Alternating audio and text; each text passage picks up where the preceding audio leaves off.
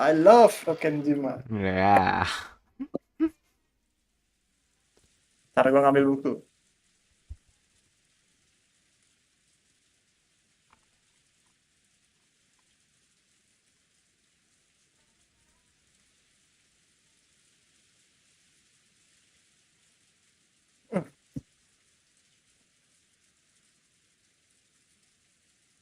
And then I'm back. Let me know when we start. Udah, what do you mean? Gue udah ganti What? What do you mean? Where's the intro? I didn't hear the intro. What? Bentar. Halo semuanya, kita kembali di What is this start, bro? It's so Saturday. scuff, bro.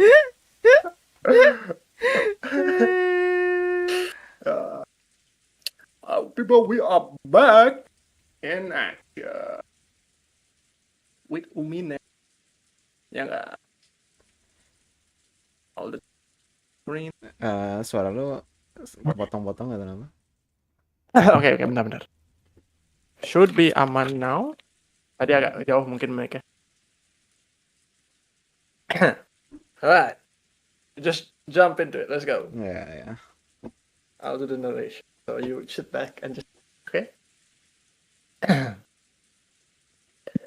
Kinzo noticed the sound, the raindrops beating on the window. It seemed to be pouring down thickly. It had begun to rain later than the weather report had predicted. Kinzo approached the window, as if being summoned by the sound of the rain. The sound of rain is the sound of silence.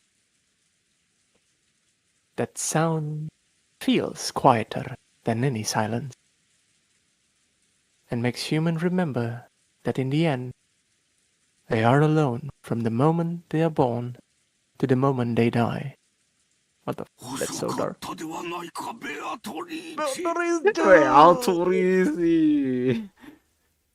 Were those words directed at the rainy sky? There was no one to be seen in the direction of Kinzo's gaze. さあ、始めようではないか。私とお前の奇跡の宴を。今こそ、この島は現世より切り離された。もう誰も私の儀式の邪魔をすることはできぬ。お前にふさわしい生贄は十分にあるぞ。息子たちが4人。その伴侶が3人、孫たちが4人、私に客に使用人たち、どれでも好きなだけ食らうがいい。運命の鍵は悪魔のルーレットに従い生贄を選ぶであろう。そのルーレットが私を選ぶならば、私すらもお前の生贄となろう。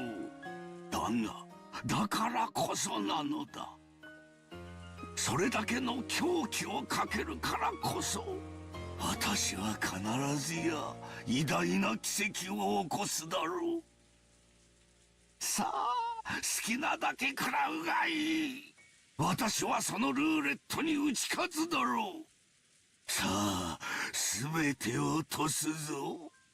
まずは後ろ宮家の家督を返す。受け取るがいい。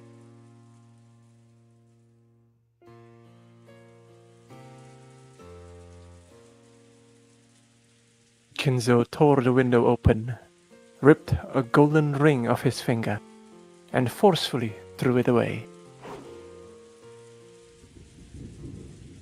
At the time, the sound of thunder rang out, giving the illusion that the lightning had accepted the ring. そして、お前が蘇った時、そこにいるのは私であるだろう。私が最後まで生き残り、お前の目覚めを見守るだろう。さあ、来たれ、ベアトリッチ。こそ我が宴。私が生み出した全てと引き換えに私にもう一度だけ奇跡を見せておくれ。おお Oh, Beatrice.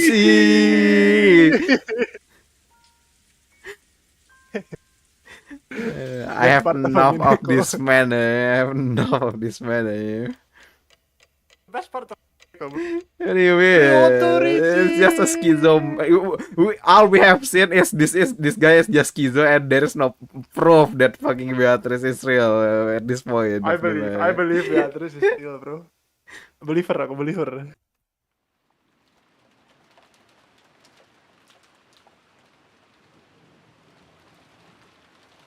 A news sticker popped up top of the TV program we were watching. The disaster report told how municipalities all over were continually sending out rain, flood, and wave warnings. Of course, the raindrops beating harshly on the window were even more convincing.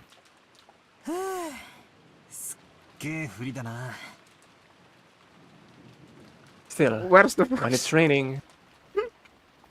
Oh iya, ini harusnya dia yang ngomong aja. Yeah, still. Dia cuma bilang this rain is incredible aja. Hello, your patch is fuck. We don't hear the rest of the dialogue. What do you mean? Please fix your patch. Still, when it's raining, it's hard. It also feels like it might stop at any moment. そりゃ雨ぜ。台風の速度が遅いそうだから、下手すりゃ明日も丸一日こんな調子らしいぜ。ちょっとの天気でも船は欠航するもんだしよ。やっぱり日曜日のうちには引き上げられないか。念のため月曜日に外部とのスケジュールを入れなくて正解だったよ。ってことはねえ、月曜の学校はサボれそうだな。そういや、ジェシカは登校って毎日船で通ってるわけだろ。船が欠航したら学校はどうなるんだ。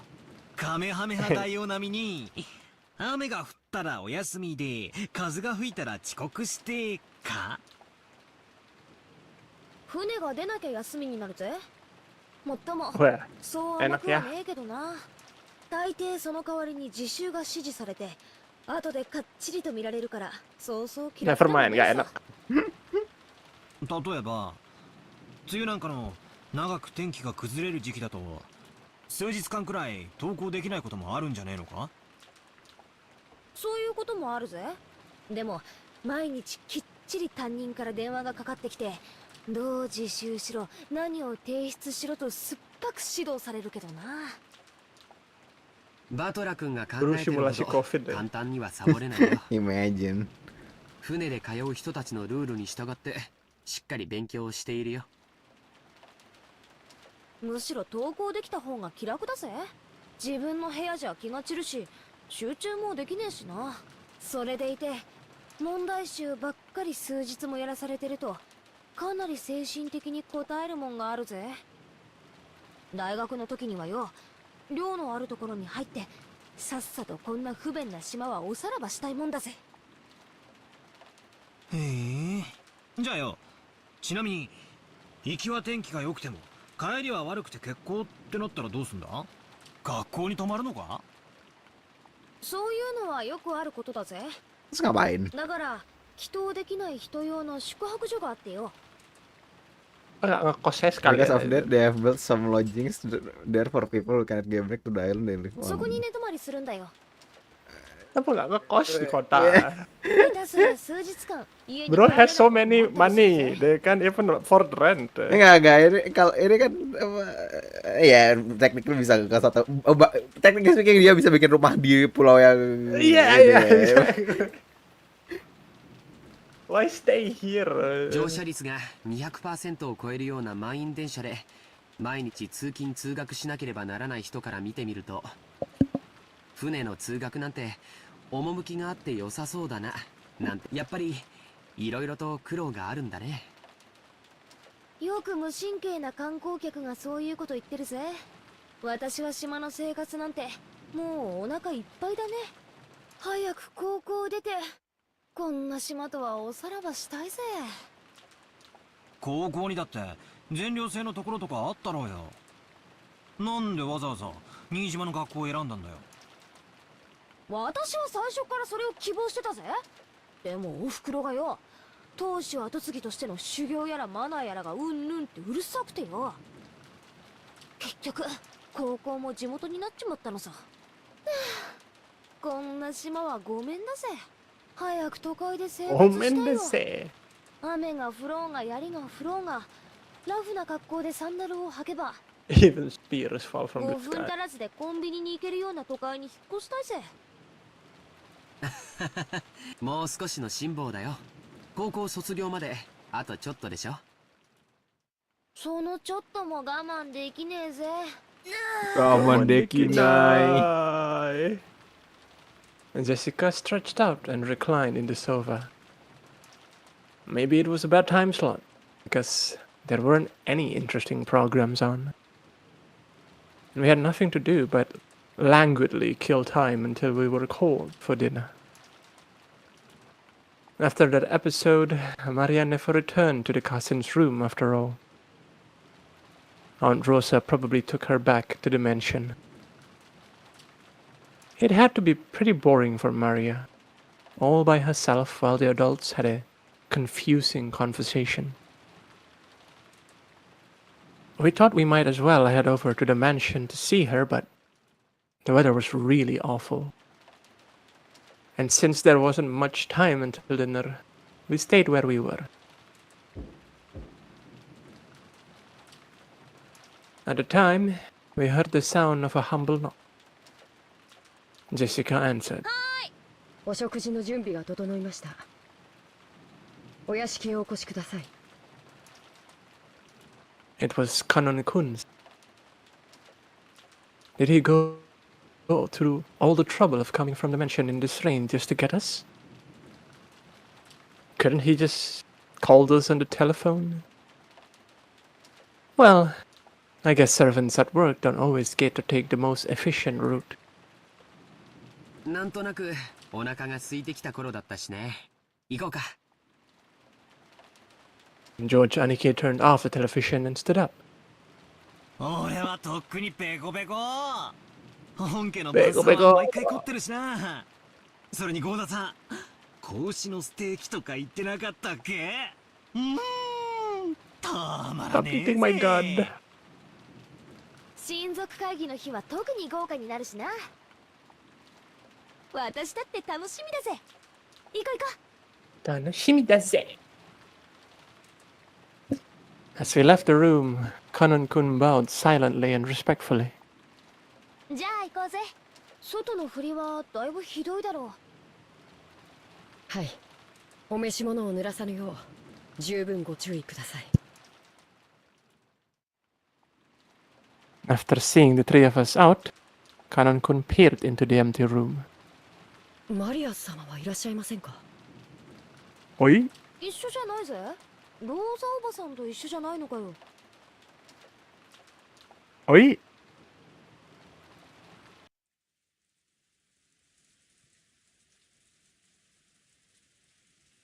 Rosa was lying on a sofa in the empty parlor, having fallen asleep before she knew it. She was bearing a burden that the children couldn't even imagine. That's why she only needed to let her guard down a little, before the weariness immediately dragged her into the world of sleep. Realizing this, Genji brought a blanket over to her. When he tried to spread it over her, her eyes snapped open as though she's been shocked with electricity.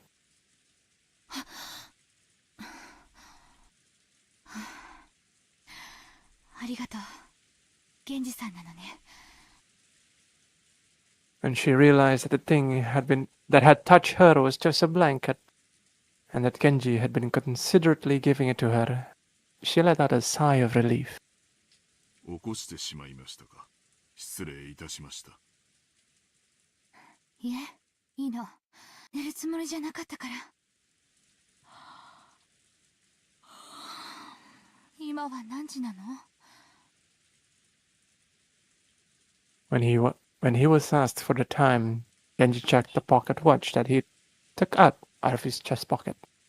6時を少し過ぎたところです。 Rose gave her head a little shake when she realized that not much time had actually passed, even though it felt like she'd slept for ages. Even though she didn't feel rested at all, the drowsiness that had enveloped her must have been pretty deep. ありがとう。毛布は結構よ。変な時間に眠っちゃダメね。すっかり時間の感覚が狂っちゃったわ。雨、とうとう降り出したのね。So I finally realized that the peaceful sound that had put her to sleep was actually the rain. 風もだいぶ出てるよね。いよいよ台風なのかしら。そのようにテレビでは申しております。遅い台風だそうで、明日いっぱいはこんな調子だそうです。そう。この素敵なバラ庭園も日中のあれが見納めだったのね。From the window, what she could see of the rose garden was completely blurred by the winds and the rain. マリア。そうだ。マリアは？私はお見かけしております。 Alamak. Aduh, ゲスト Ditelan ハウス Beatrice に ini. お戻りではないでしょうか。 Rosa knew her daughter's natures well, so a chill ran down her spine.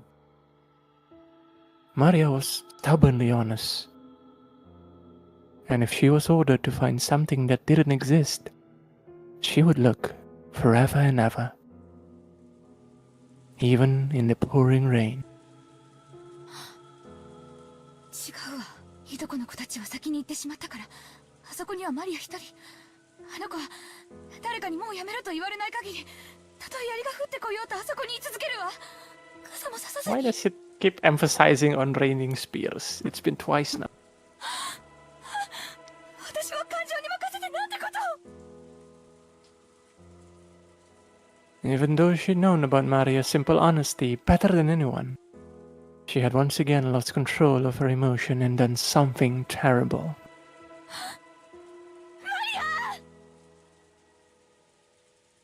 Rosa pushed Genji away and ran down the hall.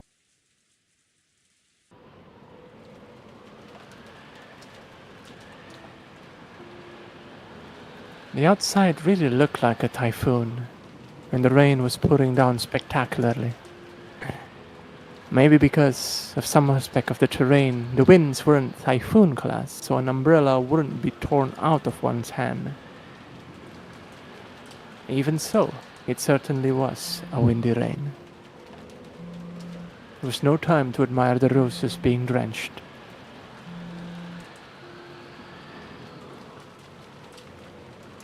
Santai. Chad, please remember, when you have a kid, do not let the kid be alone. Okay? Do not let a kid go unsupervised. Recipe for disaster. Not just rain, you know? Any kind of situation.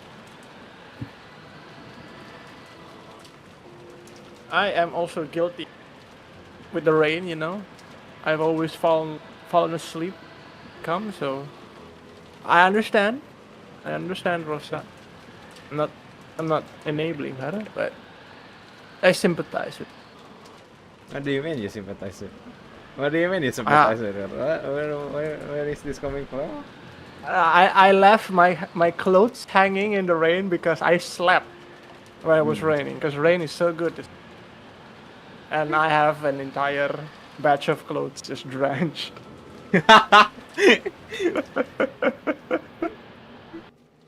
とりあえず今はマリアが気になるぜ。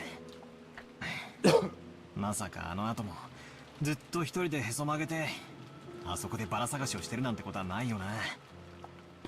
そうだね。そう。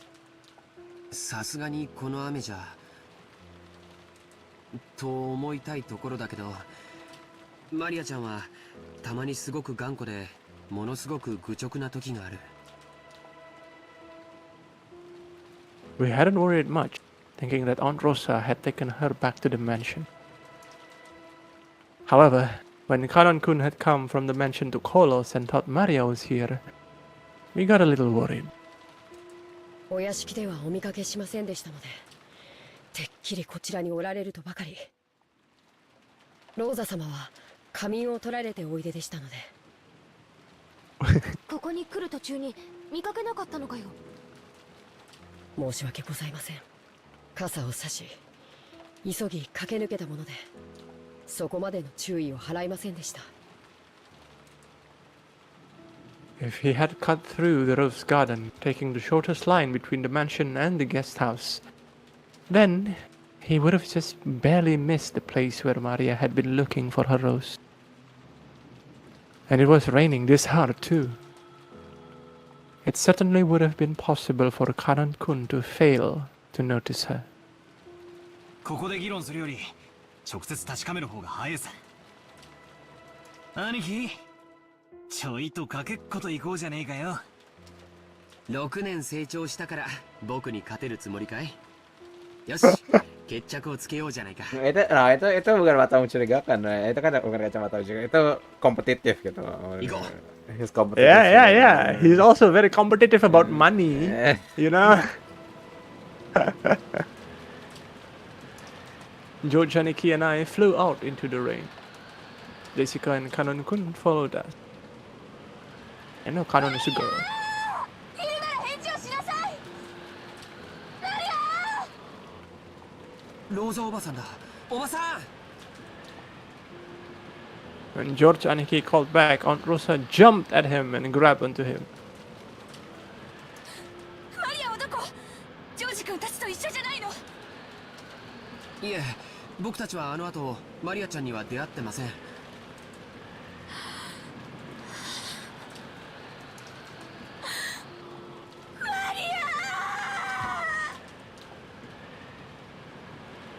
6 years ago, Maria was 3 years old. She was a cute and pure kid who just accepted whatever everyone said. But 6 years have passed since then.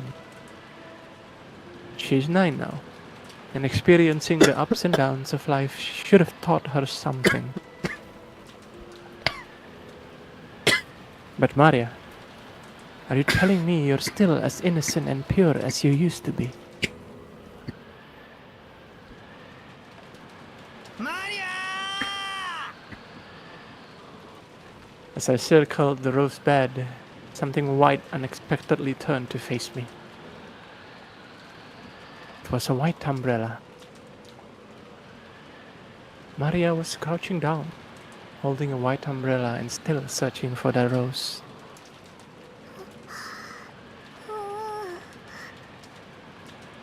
Her face, which had turned bright red from her crying her eyes out, was dirtied with water and mud. It was a truly pitiful sight. お前まだ探してたのか。見つからない。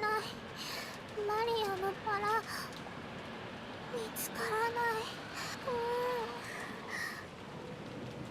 Maria had probably been here since the rain started pouring down. Her shoulders were freezing. She looked tired to the bone, but fortunately, since she was holding an umbrella, she wasn't completely soaked.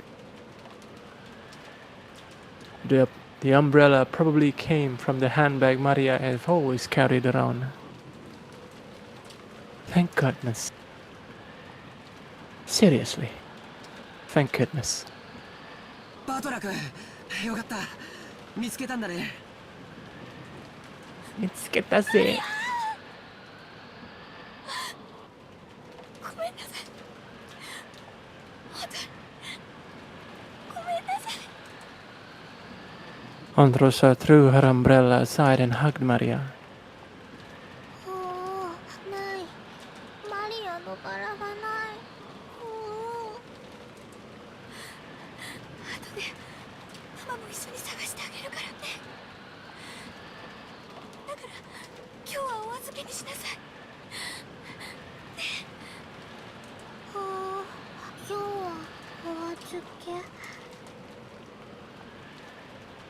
It looked like Maria still wasn't able to accept it, but she no longer had enough energy left to resist. Jessica and Kanon-kun caught up with us. すぐにお屋敷でタオルの用意をさせましょう。マリア、ずっとここにいたのか。ごめんね、本当に悪いままでごめんね。ローザおばさん、とりあえずお屋敷に行きましょう。このままじゃマリアちゃん風邪をひいちゃう。そうね。マリア、行きましょう。ちゃんときれいにしないとおじい様に怒られちゃうわよ。お腹すいた。もう食事の時間だぜ。マリアはよく頑張ったよ。天気が良くなったら私たちも一緒に探してやるから。We couldn't stay in the rain forever. We took Maria with us as we headed back to the mansion. Maria apparently wasn't as worn out as I thought. When she remembered we were having calf steak for dinner, she started chanting, "I'm hungry, I'm hungry, ooh," and returned to her usual spirited self. Tough kid, this one.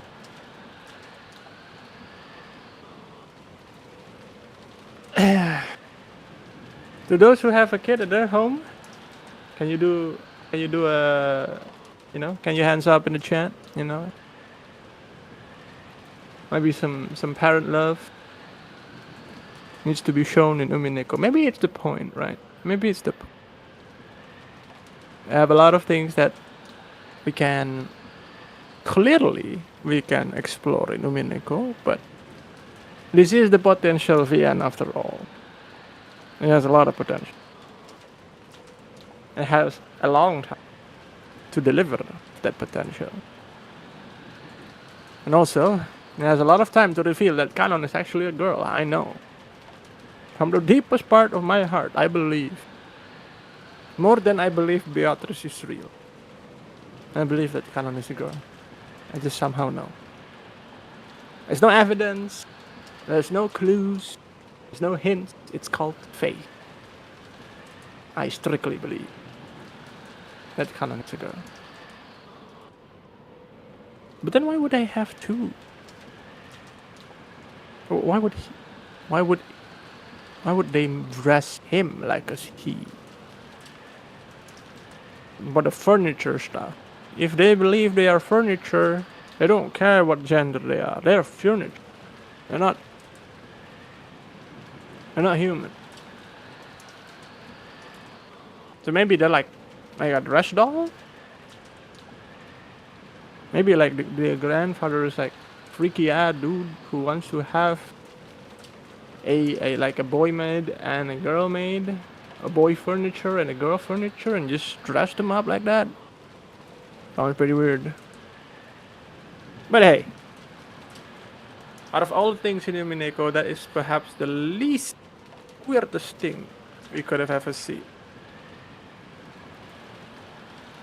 This is, well, especially with Kinzo, it's just too much shit is going on that man.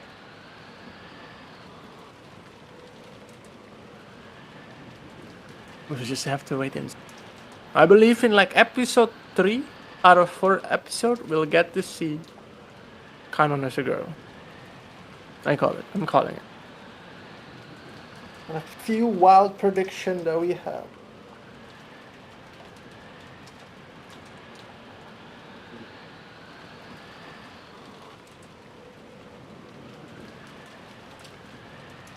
Saya kembali. Kairi.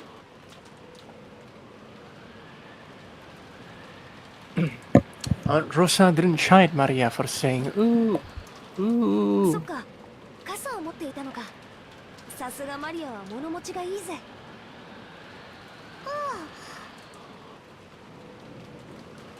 Oh? Oh? なんだよ。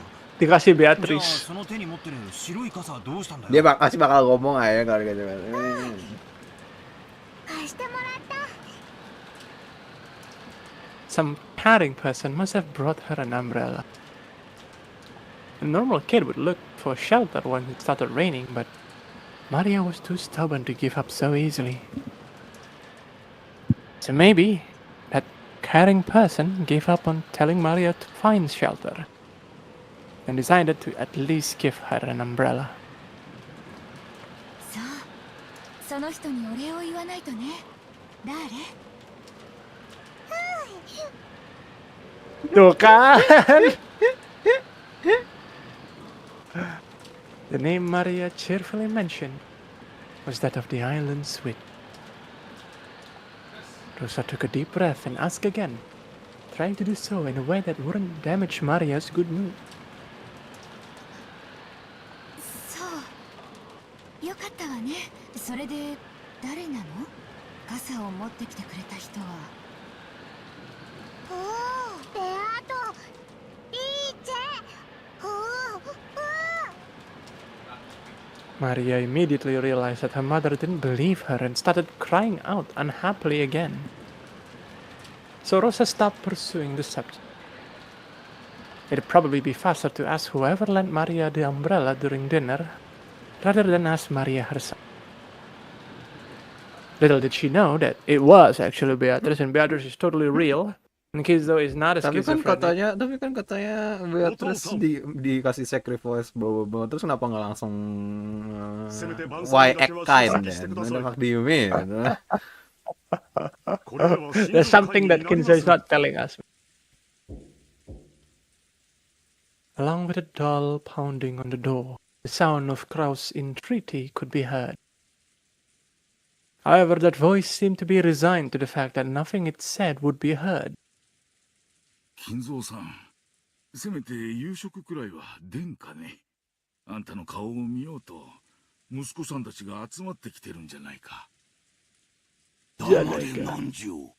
黙れビショップが聞かぬか。言って足りぬ。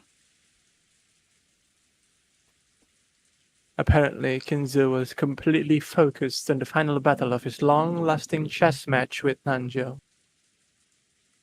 Kinzo's brow was wrinkled as he continued to glare at the game board through his spectacles.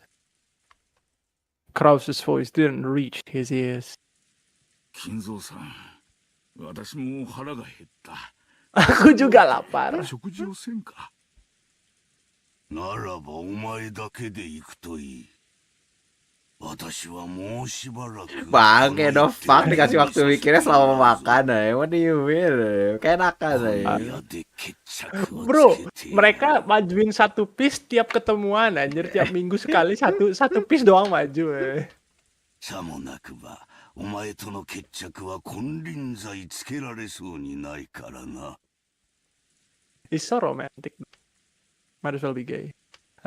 Lanjo rose from his seat, hoping this would prompt Kinzo to do the same, but Kinzo's eyes never left the chessboard. He knew well that Kinzo always displayed a blind concentration when it came to chess. But he'd never seen Kinzo concentrate as hard as this. It was almost as though Kinzo was telling the truth, and there would never be another chance for them to continue their contest if they didn't finish the night. It seemed that no matter how obstinately he called out to Kinzo, it wouldn't reach the latter's heart. Nanjo gave up and headed to the door that Kraus was still banging on. Wow. The door to the study opened. Kraus was taken aback, thinking that maybe Kinzo was actually coming out. However, Nanjo was the one who appeared, and Kraus let out a sigh of relief. Formalitas doang anjir. 親父殿は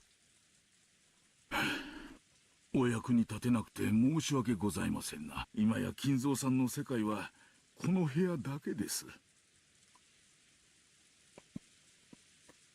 Nanjo shook his head with a completely defeated expression. Kraus raised his fist once more and banged on the door, shouting. お父さん、聞こえますか？私たちは下へおりますが、気が向かれたらいつでもおいでください。息子兄弟一同ずっとお待ちしておりますよ。 His voice was very loud, and he was making a racket, pounding on the door. There was no way it wouldn't reach Kinzo's ear. No way! Well, it certainly was reaching him. But he ignored it anyway. However, unlike the time he'd been called down for lunch, he didn't fly into a rage. By now, Kinzo was calm at heart, almost as though he had taken on philosophical view and turned himself over to fate. 晩餐にも息子たちの顔にも興味はない。私がここを出るのはベアトリーチがよみがえる時か、私が鍵の生贄に選ばれた時だけだ。もう悪魔のルーレットは回っている。今さら晩餐に何の意味があろう。 As though the painfully loud banging on the door completely failed to enter his hearing, Kinzo silently thought about his next chess move, still in his philosophical state.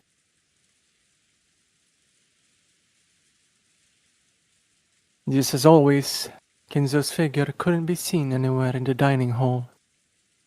Kraus, wearing a bitter smile, returned with Nanjo. 親父殿は相変わらずご気分が優れられないそうだ。年に一度の親族が集まるこの機会に同席できないことを Yang betul. 非常に残念がられ Aduh, ておら putting れ words in someone else's mouth anjing. Fyodor sniggered.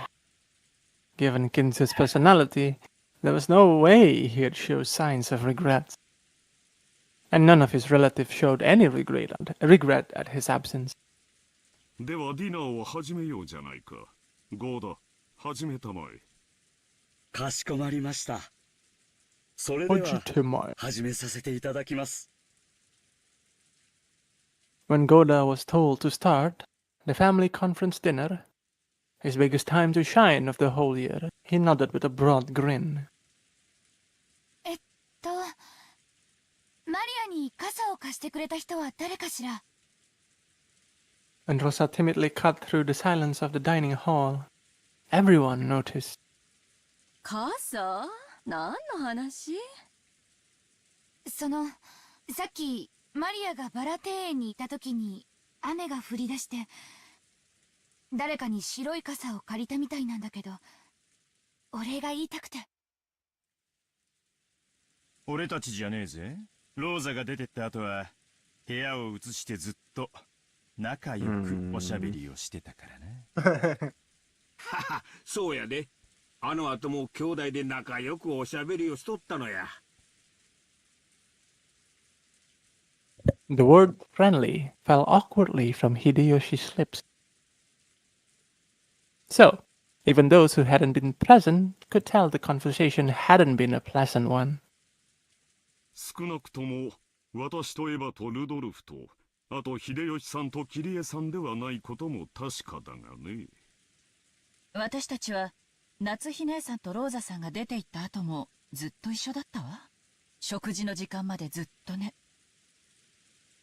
兄さんは源氏さんと一緒にお父様を呼びに上の書斎へ。私たちはそのまま食堂へ直行したもの。だから私たちではないわね。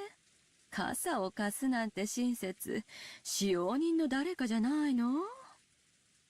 じゃあ、郷田さん？私はずっと厨房で準備をしておりましたもので、申し訳ございません。Goda looked slightly disappointed about missing this chance to show off. At the time, Shannon and Kumasawa appeared, pushing a serving cart loaded with roche de vos. じゃ I あ、 don't know how to 熊 say 沢 it. さんかシャノンちゃんかしら。はい。何か粗相がございましたでしょうか。 Because Shannon had come in part way, she shrank back, mistakenly thinking that the others were searching for the one responsible for some error. 違うよ。マリアちゃんがバラ庭園に一人でいた時に雨が降ってきてね。誰かが傘を貸してくれたんだよ。ローザおばさんがその人にお礼を言いたいって言うのさ。おお、ベアトリーチェ。Maria, her mouth a thin line, said the witch name in a small voice. Siapa lagi bentar? Okay. And this is where everyone realized that Beatrice is real, which means the 50 tons of gold is real, which means Kraus is real, which means the bloodbath of the Ushiromiya family will begin tonight in the banquet. No, sorry, there is no banquet. In a dinner. Yeah, in the family conference.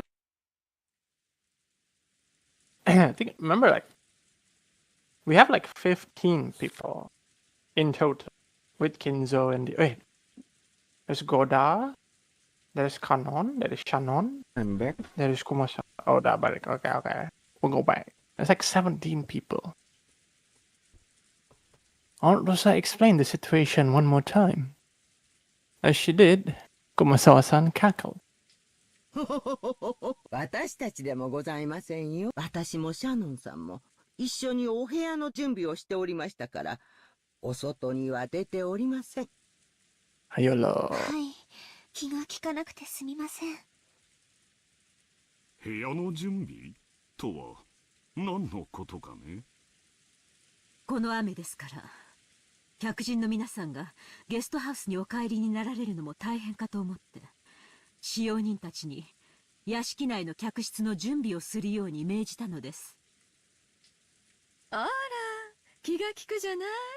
そうね、この雨の中表に追い出すのは失礼だものね。 Why do I not? Why am I feeling uneasy? Terus nanti besoknya pintunya semuanya kekunci gitu.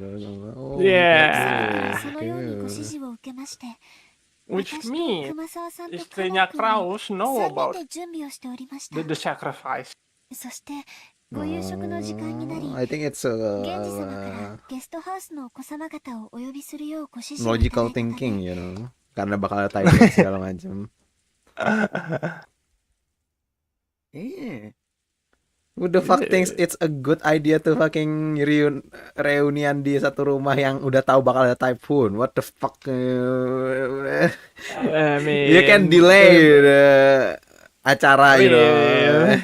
It's just Kinzo says that, ゲ so. ストハウスに行かれるときにマリアさんを見つけて、 Anyone with a common sense will just, you know what? I think I'm gonna skip this about the family tradition for this year. We can do it like maybe 1 week later, or maybe you know what? I will skip entire this year. You know, I will join in again next year. What the fuck do you mean? That's what Batara did, bro. Skip 6 years. 違う Person who had actually received the umbrella denied it. Rosa was troubled. All she wanted to do was to give a word of thanks to the person who had lent the umbrella, but she couldn't find them. And she thought asking like this with everyone gathered for dinner would work immediately. じゃあ夏日姉さん、ごめんなさい。私は皆さんとの仲良くの語らいの後、頭痛がひどかったので自分の部屋で休んでいました。ですから表へは出ていません。なら誰なの？ Igao, Beatrice だよ。なわけないわよね。いえ、僕たちじゃありません。 Kan kita 僕 nyari たちは bareng ずっと kamu. ゲストハウスでテレビを見てました。むしろ私たちはマリアはおばさんと一緒に屋敷に行ったとばかり。そこへカノン君が来て、マリアは一緒じゃないのかと聞いたんで、初めて屋敷にはいないのかって分かったんだよ。 Genji belum. 傘を貸すより先に手引っ張って屋根の下に連れて行くぜ。 Genji kan udah bilang dia ini. Genji bohong.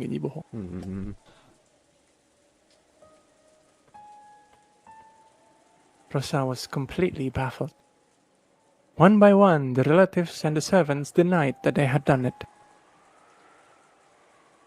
Even though it really wasn't something anyone would need to hide. So, by process of elimination, the number of remaining candidates wasn't large. It was Kinzo! 私でもありません。雨が降り始めてすぐの頃、金蔵さんの部屋を訪ねて、ついさっきまで一緒に。Why is this so important? ということは、おじいさまでもないよね。And it's a simple thing. なんだなんだ、妙な話になってきたぜ。あと残るのは誰だ？じゃあ誰？源氏さん？ちょっと待って、勘違いしないでくれる？別に私は何かの犯人探しをしてるんじゃないのよ。雨の中のマリアに傘を差し伸べてくれた人に母としてお礼が言いたいだけなの。 Giving an umbrella to a girl loitering in the rain was something to be praised, not hidden. Despite that, no one raised their hand. Why not? Everyone started whispering about how strange this was getting. 落ち着けよローザ。傘を借りた本人に聞けばいいじゃねえか。 That's what everyone had been thinking since the beginning. They were all scratching their heads at why she didn't just ask Maria, who had been given the umbrella. However, Rosa bit her lower lip. After all, she already knew how Maria would answer if asked. どうりや、ルドルフ君の言う通りやないか。マリアちゃん、おじさんに教えてな。マリアちゃんに傘を貸してくれたのは誰や？ Beatrice. Beatrice. The dining hall was wrapped in silence for an instant, but it was soon interrupted by a burst of laughter. なるほど。森の魔女ベアトリーチェが不憫に思って傘を貸してくれたか。いい話じゃないかね。ローザ、そういうことだ。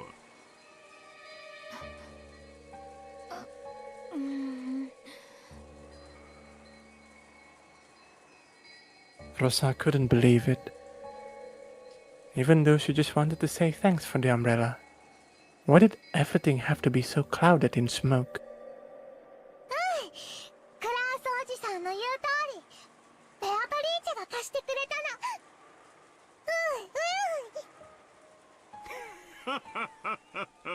それはよかった。無垢だというのは実に羨ましいことではないか。なあ、諸君。Shokun! Kraus was laughing with a face that was clearly mocking. But Maria was overjoyed, apparently convinced that her claim was being believed. 一体どうなってんの？まさか本当に魔女が現れて傘を貸したってのかよ。 Jessica asked me in a small voice that wouldn't carry over to Maria, who was sitting across from me. マリアって冗談が言えるタイプだっけ？ Lu yang ngasih bad influence. Anjing. If we'd heard that kind of story pop out of my old bastard's mouth, we would have just taken it as another joke. However, it was hard to explain it away like that when Maria said it. This was getting pretty unnerving. いや、昔から愚直なぐらい正直で真面目だよ。普通なら聞いただけで嘘とわかるような冗談すら鵜呑みにするタイプだぜ。マリアから冗談を言い出すなんて聞いたこともない。Aunt Rosa probably knew that better than anyone. It appeared that because of this weird situation, she had no idea what was going on anymore. じゃあ、マリアがベアトリーチェに傘を借りたと言ったなら、それは間違いなくベアトリーチェなのか。マリアに関してだけは何かの比喩とか冗談とかそういうことは考えられねえぜ。額面通りの意味だと思うべきだろうよ。じゃあなんだよ。源氏さんあたりがあの肖像画のごついドレスを着てマリアに傘を持って行ってやったっていうのか。そんなことは Kinzo 知ら yang ねえぜ。 ngelakuin ini. 私が聞きたいくらいさ。 Jessica shrugged jokingly, but her expression didn't completely match her attitude. Once the host's divorce was set out and Goda showed off his vast store of knowledge, the meal began. A couple of casual chats broke out here and there, but they seemed somehow distant. And the meal ended up being so quiet that you couldn't ignore the sound of the rain sneaking into the dining hall.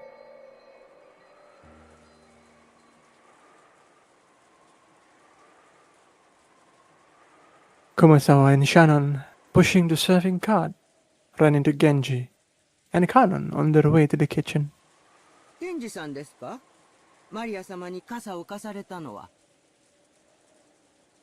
傘？何のこと？ Koso. はい。雨が降り出した時 Oh my god, ini kalau gak ada, what the fuck, ini kalau gak ada Dape, how the fuck did we know that this is Shannon speaking? What the fuck do you mean? Nice patch, nice patch. そこで MVP. どなたかに Telat 傘 sejam, を Plamya, 借り I られ am たそうなのですが disappointed in you. それがどなたかわからないのです。 It's okay, it's okay. 僕じゃないよ。マリア様はゲストハウスにいると思ってたくらいだからね。バトラ様が最初に見つけられた時に I Jadi know siapa yang you're a cosplay girl. jadi Beatrice terus ngebantuin Maria di sini? Kanon. 申し訳ないが、それは私でもない。じゃあまさか親方様。 Oyakata-sama. Both in the dining hall and right here, everyone had stated that they hadn't done it. That left only Kinzo, but 何かのご用で廊下を歩かれている時、偶然バラ庭園に傘もささない I am マリア seated 様 now, が good, 見え good. た See. とか。親方様はマリア様のことをあまりお好きではない。同感だね。親方様がマリア様のために直々に開花までお越しになって傘をお持ちくださるとは考えられないよ。あら、困りましたわね。では、マリア様に傘をお貸しになられたのは、本当にベアトリーチェ様ってことにketawa. Kumasawa laughed, just like the relatives in the dining hall who had laughed it off. She couldn't think of any other way to break through the smoke veiling the current situation. Just then, the crisp sound of hands clapping twice rang through the hallway. They all turned around at once to see Goda coming out of the dining hall. さあさあ皆さん、ディナーは配膳のタイミングも大事です。すぐにスープの配膳に取り掛かってください。源氏さん、彼女らは大切なお仕事中ですので、お引き止めになられないでください。 Tapi kan dia yang nanya ke kita, nanya ke gue, what do you mean? Kanon glared at Goda for being rude to Genji, a person Kanon respected. Genji, realizing this, patted Kanon once on the shoulder as a warning. Kanon reluctantly turned away and returned his expression to normal. ゴーダの指示に従いなさい。今は晩餐の配膳を急ぐように。ほらほら、時間がありません。タラタラしない。急ぎますよ。Goda grabbed the serving cart from Shannon and steadily pushed it towards the kitchen. では、私どもも厨房に戻らせていただきます。高田さんも気の短い方ですからね。私もこれで失礼いたします。 Gak pikir tadi yang nepuk tangan Beatrice atau siapa datang. Kumasawa and Shannon left. Only Genji and Kanon remained. Kanon nih, sumpah. Through the window, the darkness of the rainy night could be seen, along with the occasional thunderbolt. 源氏様、ベアトリーチェ様が本当にお戻りになられたのでしょうか。わからん。親方様にお知らせしますか。 Woi, lihat, return. Kata-katanya dia adalah return.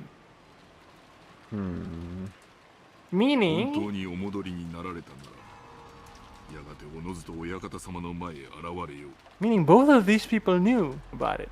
それ About Beat. あれは気まぐれなお方。親方様にご報告申し上げたところで、お姿を現されないことには何の意味もない。親方様の儀式はすでに始まっているということでしょうか。They actually believe then. だがそれ Bukan は cuma ngikutin Kenji. 我ら家具には何の関わりもない。 親方様に受けたご恩を最後の瞬間までお返しするのみだ。はい、それが僕たち家具の務めです。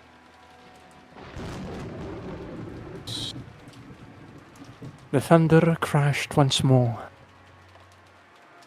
Except for those instants when lightning lit up the sky, nothing could be seen out of the window but the darkness of night.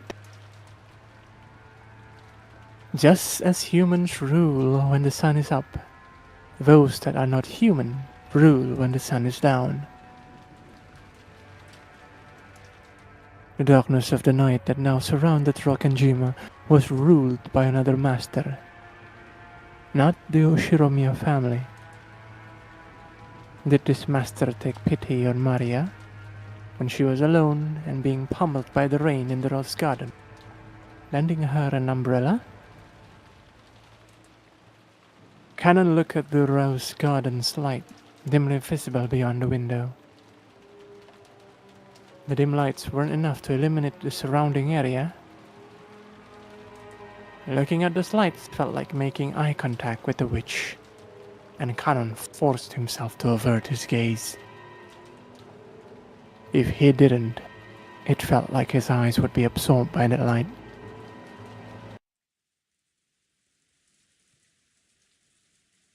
Can the weather change how people act? You often hear stories about how things like atmospheric pressure can influence people's mood and physical health.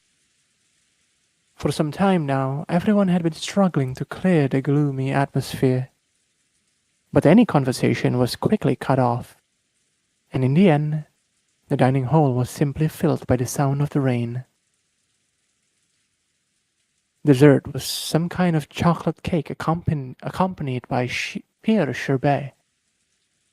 Goda-san enthusiastically explained the recipe as soon as this final dish was presented. But I quickly forgot the details. The guest of honor, grandfather, was absent. The weather was horrible, and the identity of the one who had lent Maria an umbrella remained a mystery. When dinner ended, no one felt even one bit refreshed. It was too late now, but I realized painfully that taste wasn't the only important part of the meal. The whole atmosphere was also critical. Like moist critical. Goda-san, the supposed conductor of this musical piece called Dinner did his best to enliven the place, dropping little jokes left and right, but apparently not one of them succeeded. After taking orders for after-dinner coffee, tea, and orange juice, he left the kitchen. As soon as he disappeared, Uncle Kraus spoke. Yare, yare. Yore, yore. What always that dinner Goda work so hard to create has met with such a gloomy atmosphere. Mana pets lu hendak bekerja ao? Yare-yare doang. 食べても美味しく感じられない、そういう気分よ。ほう。どうしてそういう気分なのか聞きたいね。心が晴れ晴れできるよう兄として後で協力させてもらうよ。Aunt Eva grimaced slightly. I'd already heard she wasn't on good terms with Uncle Kraus, but it was pretty clear now. When I looked around, I noticed that my father and Aunt Rosa was also grimacing. Apparently there was something beside the weather troubling all of them.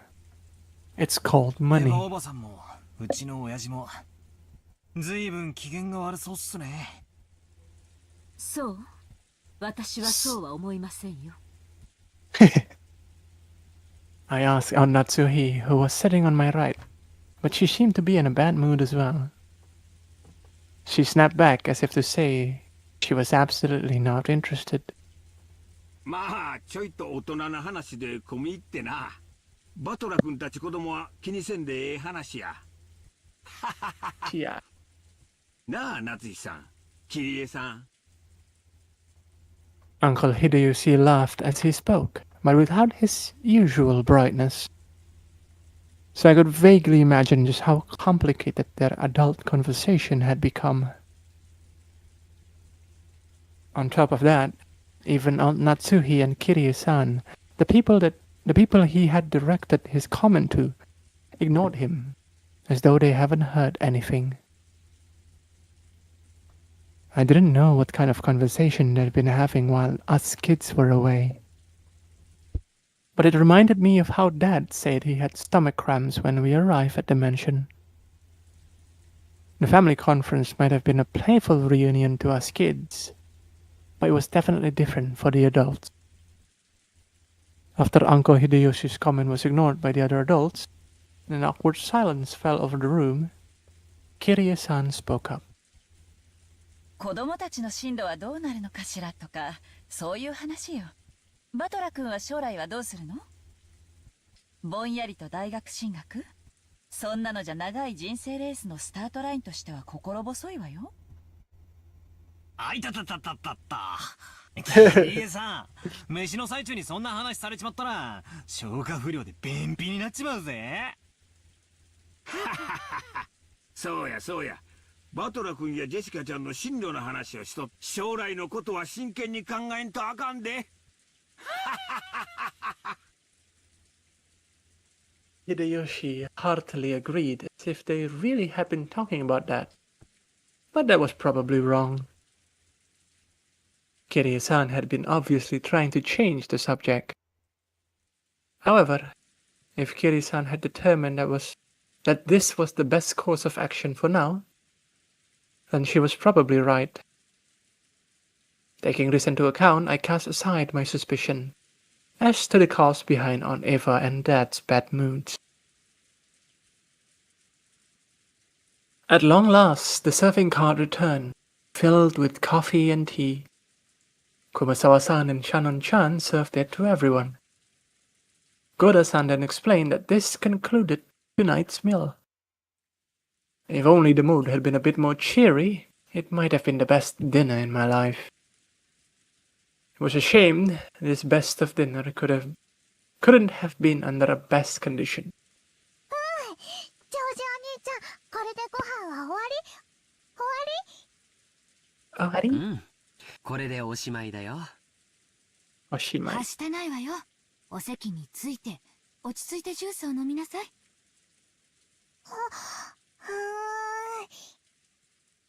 Maria looked like she was really excited by the occasionally crashing thunder. Maybe she wanted to quickly finish eating and run over to the window. She had been fidgeting for a while, waiting for the meal to end. Some people are afraid of thunder, while others find it interesting, and Maria was apparently one of the latter sort. Therefore, when she heard from George Aniki that dinner was over, a huge smile broke across her face.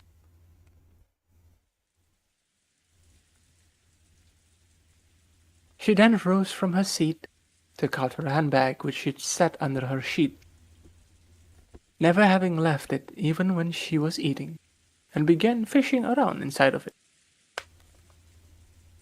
No one seemed particularly concerned by this behavior.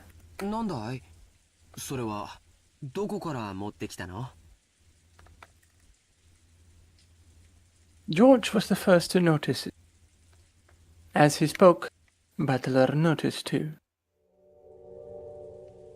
They saw that Maria was now holding a beautiful Western-style envelope. On the front of the envelope, the Ushiromiya family crest.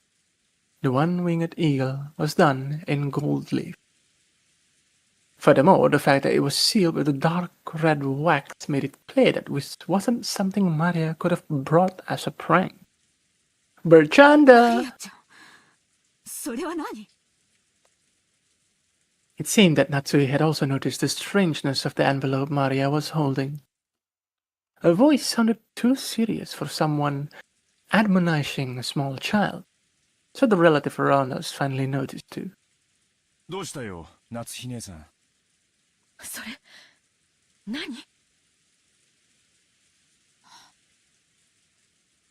マリア、あなた、それをどこで拾ったの Beatrice given me.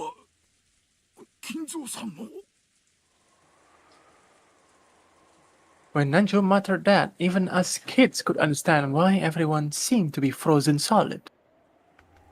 The envelope that Maria held was one of the Ushiromiya family head's custom-made envelopes for private use.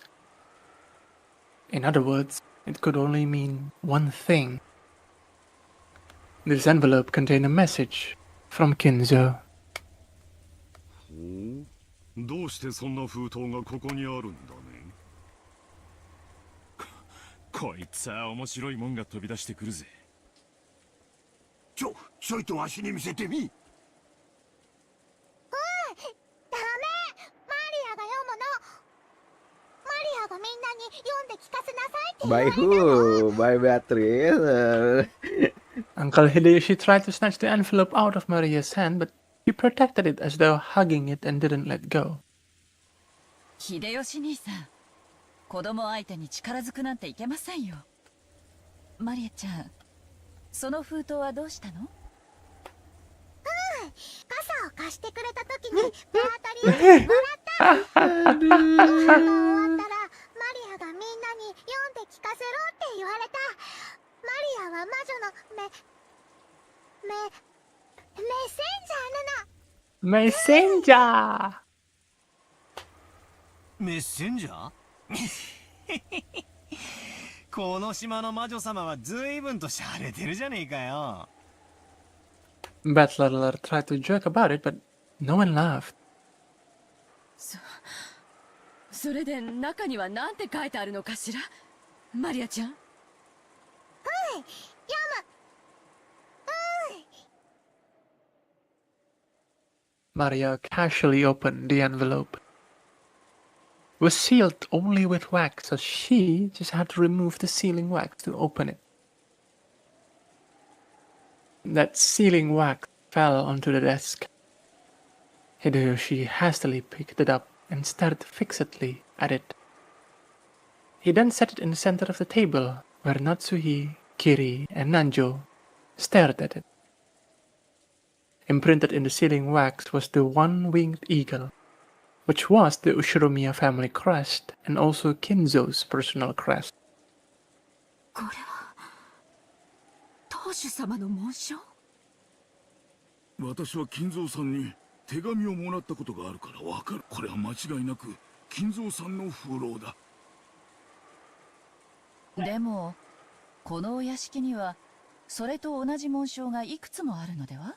例えば風浪用のハンコのようなものがあれば金蔵さんでなくても風浪はできるのでは？いや、金蔵さんは風浪には必ず自分が指にしている Oh. 後ろ宮家当主の証の指輪で He threw the ring! Oh my god, that dumb motherfucker. So it's actually could be anyone. It's not not Beatrice. What the fuck? It's Among Us now! Oh my. We're playing Among 形や Us! 複雑な衣装は間違いなく金蔵さんの風浪だ。そうとは限らんよ。親族であれば一度くらいは親父の手紙を受け取ったことはあるはずだ。その風浪をもとに偽の紋章を作り、親父殿を語って刻印した可能性が否めない。兄貴に同感だ。風浪に刻印されている紋章がどれだけ親父のものに酷似していたとしても、だからその封筒が親父のものであるという証拠にはならない。Bilang bukan dari bapak. 私も全く同じよ。風浪の刻印だけでお父様の手紙だなんて決めつけることには同意できないわ。南條先生、曖昧な言葉は慎んでいただけるかしら。これは失礼。出過ぎた口でしたな。One after another, all of the siblings from Kraus on downwards rejected Nanjo's statement, saying that the envelope Maria held wasn't necessarily from Kinzo. They were afraid. They feared from the bottom of their hearts that Kinzo's intention were written in there. Bangke, mereka And harus that mikirin it might be some inheritance. announcement regarding the inheritance that would be decidedly unfavorable for them. I mean, that entire goal coming here is that. 傘を貸してくれた人がくれたのね。ふうじゃわからないでしょ。そうなの？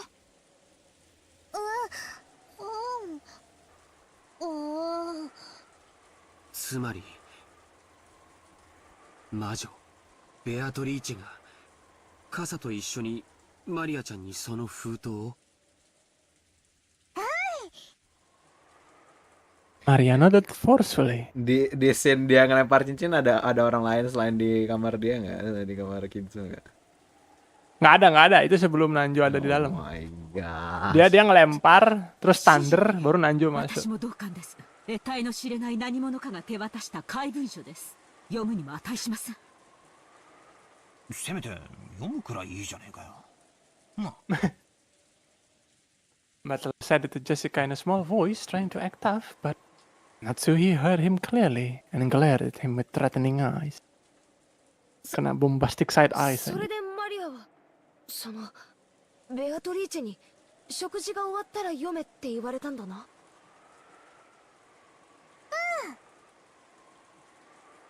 いいじゃないの皆さん。これはおじい様の封筒ではなくベアトリーチェの封筒。誰が書いたのかはともかく中身を聞いてからの判断でもいいんじゃないかしら。そうやな。お父さんが書いたとは限らんが、中身が気になるのは事実や。マリアちゃん、さっきは無理やり取ろうとしてすまんかった。謝るからみんなの前でそれ読み上げてくれんか。マリア、読みなさい。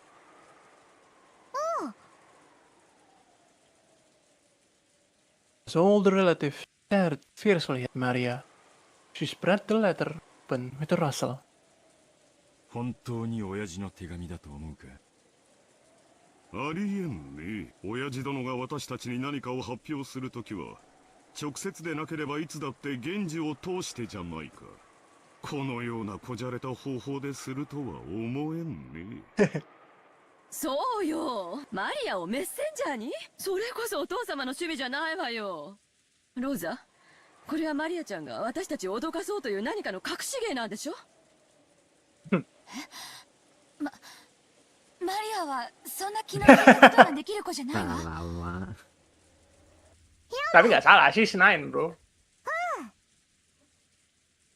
The words came out of Maria's mouth. Some other reason her voice seemed different than usual. Everyone went suddenly silent. 六軒島へようこそ。 Wow. 後ろの皆様方。 Berubah caranya, beneran berubah.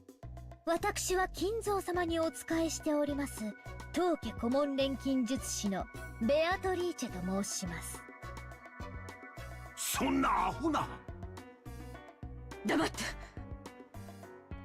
長年にわたりご契約に従いお仕えしてまいりましたが、本日金蔵様よりその契約の終了を宣告されました。よって本日をもちまして当家顧問錬金術師のお役目を終了させていただきます。 What is this comedic song? Halo? I thought this gonna be a serious scene. What do you mean, banger os? What the fuck do you mean? くだらん。ざれ言だ。苦に耐えません。さてここで皆様に契約の一部をご説明しなければなりません。私ベアトリーチェは金蔵様にある条件とともに莫大な黄金の貸与をいたしました。その条件とは、契約終了時に黄金の全てを返還すること。そして利息として後ろ宮家の全てを頂戴できるというものです。むちゃくちゃや。初めっからむちゃくちゃだぜ。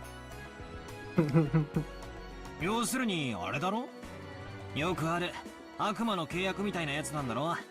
ほんで契約がおしまいってことになるから利子を回収に来たってわけだ。いいんや、長年の退職金のつもりかな。ちゃっかりした魔女だぜ。バトラ君、今は茶化さない方がいい。Butler made a face as if to ask, "If I can't make fun of this, what can I make fun of?" Some of the adult faces were pale, while others looked dazed. これだけをお聞きならば、皆様は金蔵様のことをなんと無慈悲なのかとお嘆きにもなられるでしょう。しかし金蔵様は皆様に富と名誉を残す機会を設けるため、特別な条項を追加されました。その条項が満たされた時に限り、私は黄金と利子を回収する権利を永遠に失います。特別な条項？それは何よ。特別条項。契約終了時にベアトリーチェは黄金と利子を回収する権利を持つ。ただし隠された契約の黄金を暴いた者が現れた時、ベアトリーチェはこの権利を全て永遠に放棄しなければならない。利子の回収はこれより行いますが、もし皆様のうちの誰か一人でも特別条項を満たせたなら、すでに回収した分も含めて全てお返しいたします。なお回収の手始めとしてすでに後ろ宮本家の家督を受け継いだことを示す後ろ宮家当主の指輪をお預かりさせていただきました。封印のろうそくにてそれをどうかご確認くださいませ。これがそうだというのか。親父が指輪を手放すなどありえん。Rose stared at the ceiling wax, as if trying to burn a hole through it. Eva and Rudolph were doing the same over his shoulder. 確かにチェスの時、金蔵さんの指に何か足りんような違和感は感じ取りました。南條先生、おぼろげな記憶でいい加減なことを言わないように。Yes, because I'm a fake favorite. その心眼をここでは測れないわ。Dia tinggal samperin si Kinzo-nya lagi, jadi apa 本 saya? 当に指輪を Real. おじい様は誰かに手 Terus 渡し datang Kinzo-nya santai ya. dan datang Kinzo-nya meninggal, lihat aja. おじい様に直接確認すればいいだけの話じゃない。そうね、キリエさんの言う通りだわ。 Paling santai gitu. How the fuck did Rudolph 金 get 蔵さ her? んがそれを答えてくれます。あの人のお考えは時に人の世の常識では測りかねますからな。どの道ざれ言の域を出んの。第一、黄金幻想自体が親父殿のまやかしだ。ありもしない黄金の話を始めるのはお前たちだけで十分だ。でも魔女様はおっしゃってるわよ。黄金を見つけた者に家督と全ての財産を引き渡すってね。つまりベアトリーチェ様はお父様 Legal advice ってことじゃないのかしら。このような怪しげな文章を子供に託すような怪人物を信用することなどできません。兄貴、腹を割ってもらうぜ。兄貴の知らない人物が親父の財産管理をしてるようなことはあり得るのか。いや、それはない。私は当主代行として親父殿のすべての What the fuck? You just gonna confess about you. 私に知らないにそれを自由にできる人間はいないはずだ。じゃあつまりクラウス兄さんの把握していない財産ってことじゃないの？バカな、そんなものあるわけがない。あるわよ。兄さんが把握していないお父さん。そんなものあるわけがありません。いや、あるで。それがお父さんの、いやベアトリーチェの隠し黄金や。話を整頓しよう。つまり親父には兄貴も知らない腹心がいた。そしてそいつはずっと黄金の番と運用を任されてきたわけだ。あるいは悪魔の契約まがいのルールで融資した神塚の大富豪か。その腹心のベアトリーチェさんは自分の黄金を融資する相手として息子兄弟の That's actually sounds logical, and but with gold apa? Tapi dengan cara menemukan gold, what do you mean? What kind of method is this? Curious question was one that all the siblings wanted answered. Upon reflection, they realized that Kinzo's strange epitaph hung in the hole beneath the witch portrait for quite some time. And while it had long been whispered that whoever solved the puzzle would receive everything, no one had ever clearly stated. It was just something that everyone had hoped might be true. And right here, right now, the thing that hoped for had been clearly stated in Beatrice's letter. It clearly specified that everything of the Ushiromiya family would be given to the one who found the gold. 黄金の隠し場所については、すでに金蔵様が私の肖像画の下に碑文にて公示されております。Mikir-mikir sekata apa ya? 碑文を読むことができるものすべてに公平に。黄金を暴けたなら、私はすべてをお返しするでしょう。それではどうか今宵を金蔵様との知恵比べにて存分にお楽しみくださいませ。今宵が知的かつ優雅な夜になるよう。黄金のベアトリーチ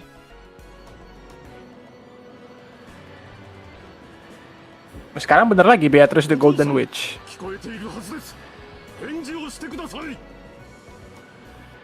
The door to Kinzo's study was being violently, harshly beaten against over and over again, like a percussion instrument. The yells coming from the other side belonged to Kraus, Rudolf, and sometimes Eva. Oh. It was the sibling who were trying to intrude upon Kinzo's study to question him about the truth behind the mysterious letter. Kinzo was eating. An elegant tablecloth was set over the desk, and the fabulous dinner that had been adorned the table down in the dining hall was reproduced here. Kinzo continued his meal in silence. Shannon, taking away an empty plate, looked uncomfortably between the door being pounded on and Kinzo's face. 皆さんがお呼びですが、いかがいたしますか？捨ておけ。神と我が晩餐は沈黙を尊ぶ。黙らせますか。必要ない。我が耳には届いておらぬ。Bro sudah ini aja, sudah beyond tranquil. Genji quietly lowered his head, took a single step. As he did, Kanon, who stood in reserve, like a shadow behind, and to the side of Genji, opened his mouth. マリア様がベアトリーチェ様より手紙を受け取られたとのことで、その真偽を確かめたいのでしょう。あやつめ、早速始めおったか。さあ、ベアトリーチェ。かけるコインに不足はあるまい。存分に今宵を楽しもうではないか。Oh, it will happen just tonight? 負ける気はないぞ。That is 4 episodes, what do you mean? Nggak maksudnya time frame-nya gitu loh. もう一度見られるなら、富も名誉も我が命すらも惜しくはない。さて、Oh, belum. ルーレットは回り始めた。ボールはどのポケットに落ちるのか。ノワールか、ルージュか、それとも親の総取りか。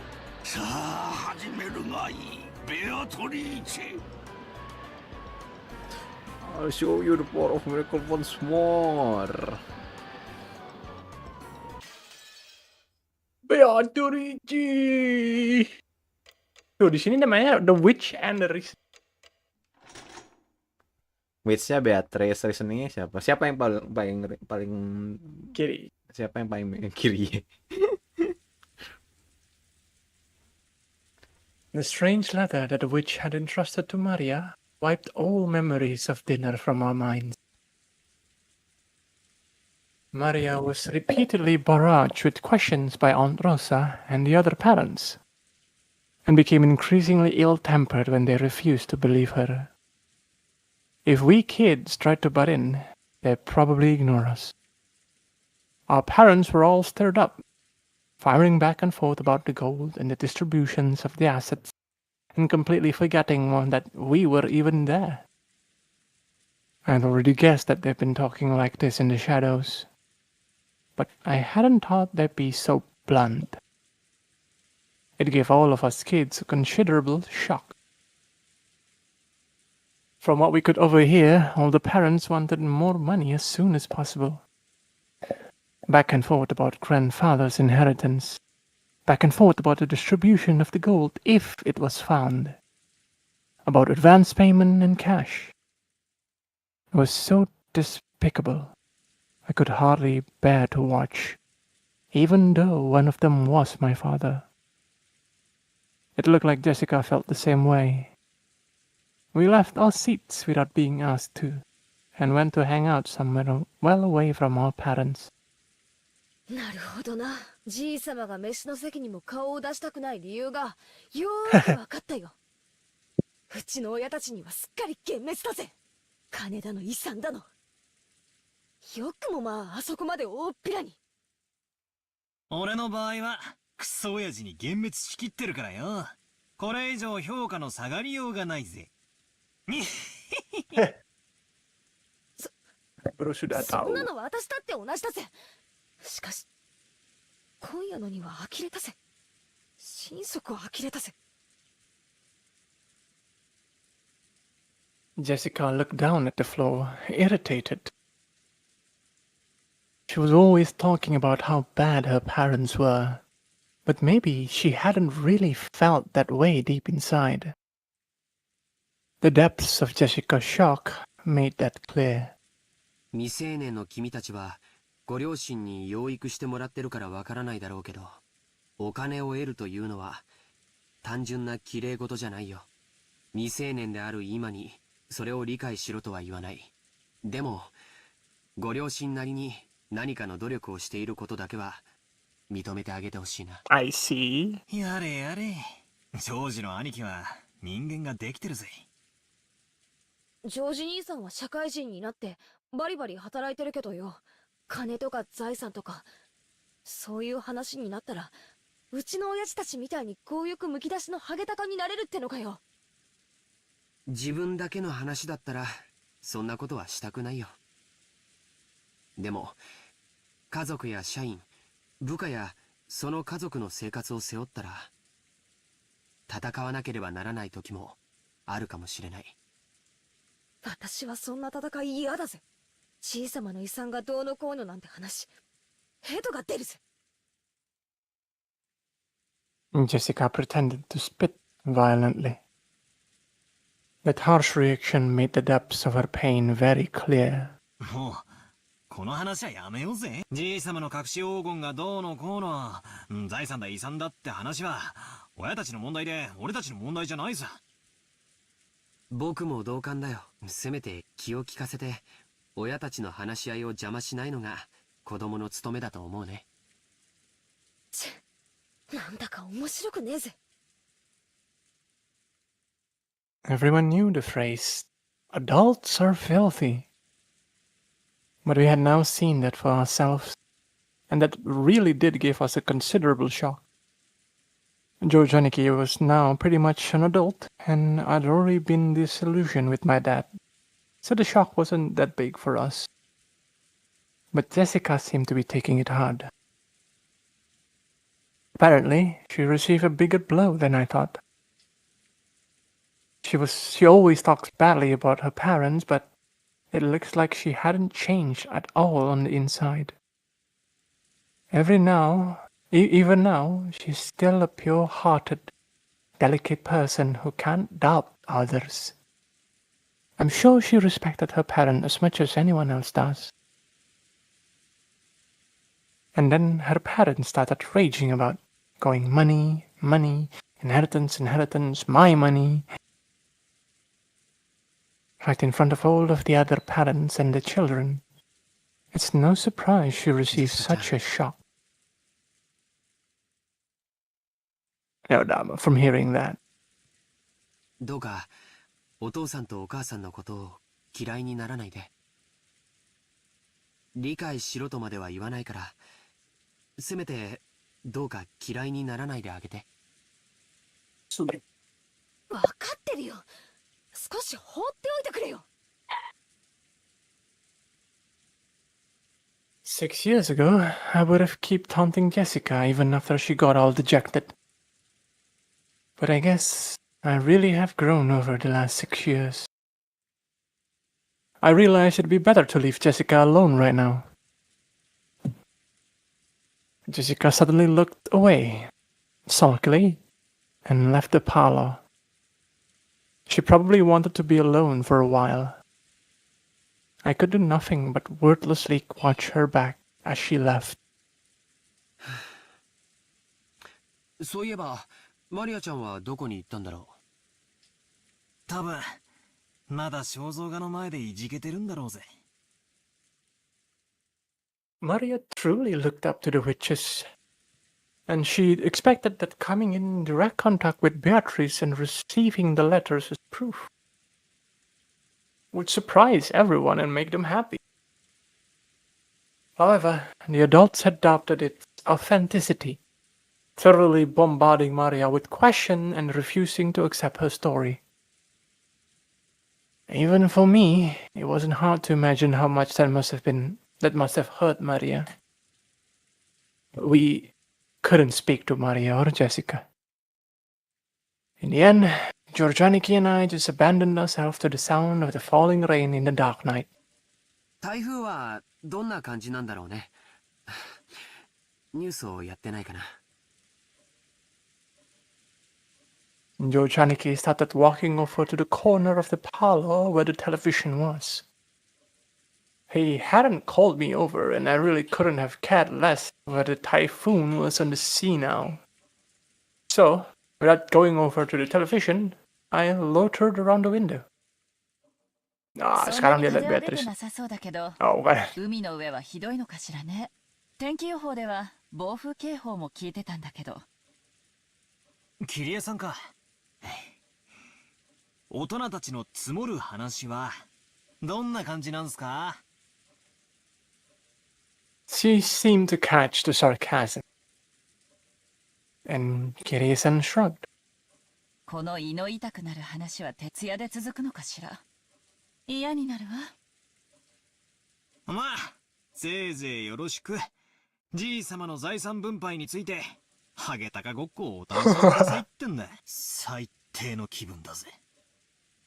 それに関しては同感よ。バトラ君みたいに席が外せるなら、私もそうしたいわ。でもそうもいかない。たとえ発言権がなくてもね。パートナーも大変よ。Kirie-san took a deep breath, smiling bitterly. That's right. They probably wouldn't let Kirie-san speak since she only married into the family. Still, as Dad's partner, she had no choice but to stay by his side and support him. She probably had to bear the full brunt of this mental pressure much more than me.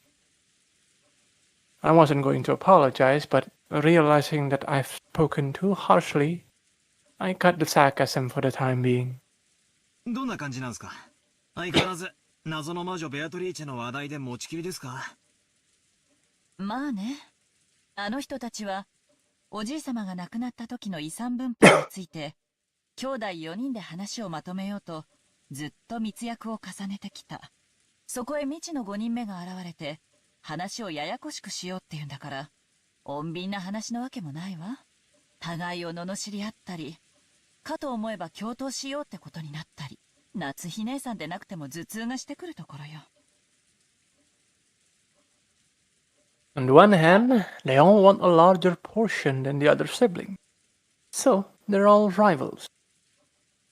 But on the other hand, they don't want one yen to be snatched up by anyone other than the sibling, so they're also allies.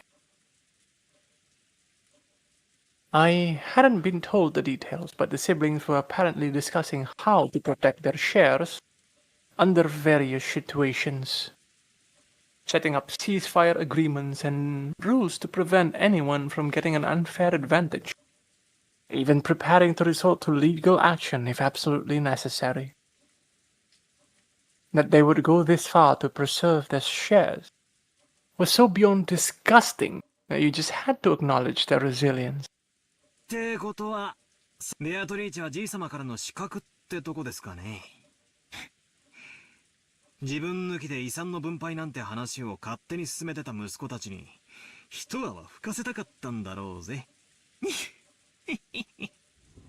何者かしらね、ベアトリーチェって。自称してることが全て本当なら、今日まで誰にも知られずにいた謎の人物で、しかもおじい様の隠し黄金の存在を知っていて、その上当主の指輪まで委ねられている。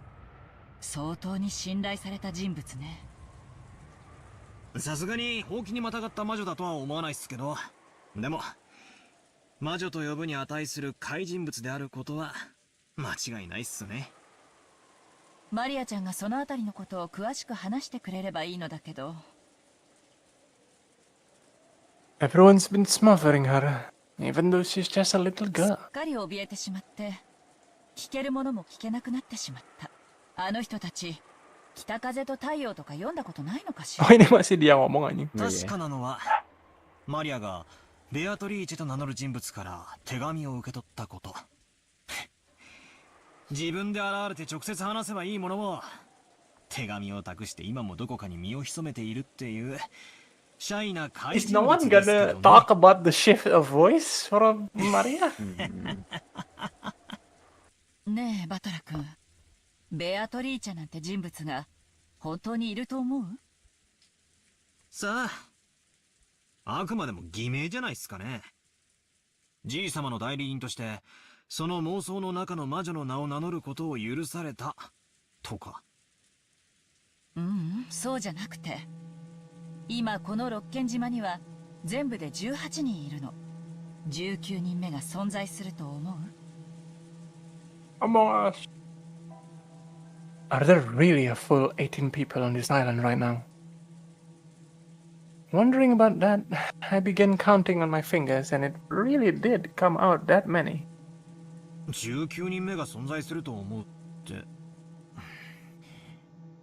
どういう意味ですか？言葉通りの意味よ。マリアちゃんに傘を貸した人物は私たち18人の中にはいないらしい。なら19人目がいて、その人物がマリアちゃんに傘を貸したと思うのが妥当じゃない？ま、そうなりますね。18. 1, 2, 3, 4, 5, 6, 7, 8, 9, 10, 11, 12, 13, 14, 15, 16, 17, 18.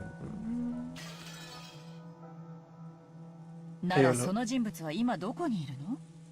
少なくとも雨が降り出した瞬間には島にいた。そしてその後はどんどん天気は悪化して、とても船なんか出せない状態。となればその人物はまだ島の中にいて、どこかで雨宿りをしていなくてはならない。私たち誰の目にも触れずね。確かに俺たちは屋敷やゲストハウスの中を勝手にうろつき回ってましたが、誰も19人目なんか Apa ininya apa? Yang bawa kapal ke sini. You haven't count that guy. Jadi itu orang ke-19. He's already gone, bro. でもまあこれだけの広さのある島ですし、屋敷やゲストハウス以外に雨宿りできるところだってあるのかも。about this time, I began to realize that what direction Kiryu-san's suspicious were taking us in. Kiryu-san was denying that a 19th person exists. Beatrice was one of us 18. In other words, she thought someone we knew well was tricking us. Aku ngambil makan. Okay. Playing Among Us. Wait, let me get the riddle again. Behold the sweet fish. Behold the sweet fish river running through my beloved hometown. You who seek the golden land, follow its path downstream in search of the key. As you travel down it, you will see a village. In that village, look for the shore. To the what? The two will tell you off. There slip the key to the golden land. The one who obtains the key must then travel to the golden land in accordance with this rule. On the first twilight, offer the 6 chosen by the key as sacrifices. There is 18 of us. 6 of them will be sacrificed.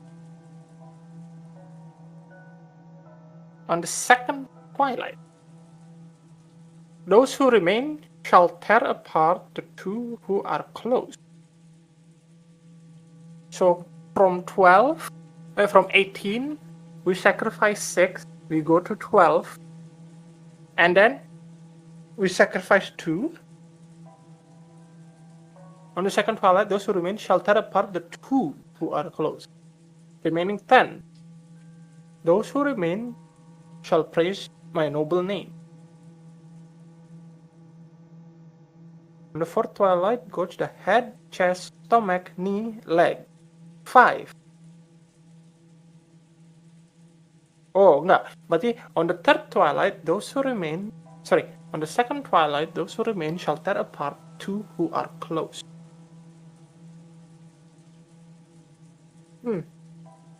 Is it like you kill your closest person? That way, first twilight, 6 died. Second twilight, 6 died. And then, from the fourth twilight to the 9th twilight, we kill 5 people. Goes the head, kill 1. Goes the chest, kill 1. Goes the stomach and kill 1. Goes the knee and kill 1. Goes the leg and kill 1. Only one person will remain on the 9th twilight. The witch shall revive, and none shall be left alive. So, which one you believe? Apakah ini ulah salah satu orang atau ulah orang ke-19? Ke-19. I definitely believe ke-19. I definitely believe ke-19. Dan if it was one of us 18, it can only be Kinzo.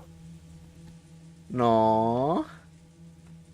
Bisa aja ada yang bohong gitu loh, ada pretty sure mate-nya salah satu bisa bohong. Yang nggak ada testimoni, yang nggak ada alibi itu sebenarnya Kanon. Genji pretty sure. Kanon Genji mereka buat alibi mereka sendiri. Iya, terus kayak Genji yang datang ke Rosa bilang, aduh aku gak lihat nih gitu. Si Kanon juga kan gitu. Mereka tuh bener-bener Maria mana? Nggak ada alibi sama sekali gitu. Nggak ada alibi yang bisa di-verify sama sekali. Kalau yang lain kan, oh gue berdua sama ini, oh gue bertiga sama ini, oh gue berberapa sama ini. Cuma mereka berdua doang yang nggak ada gitu. Exactly. But I feel,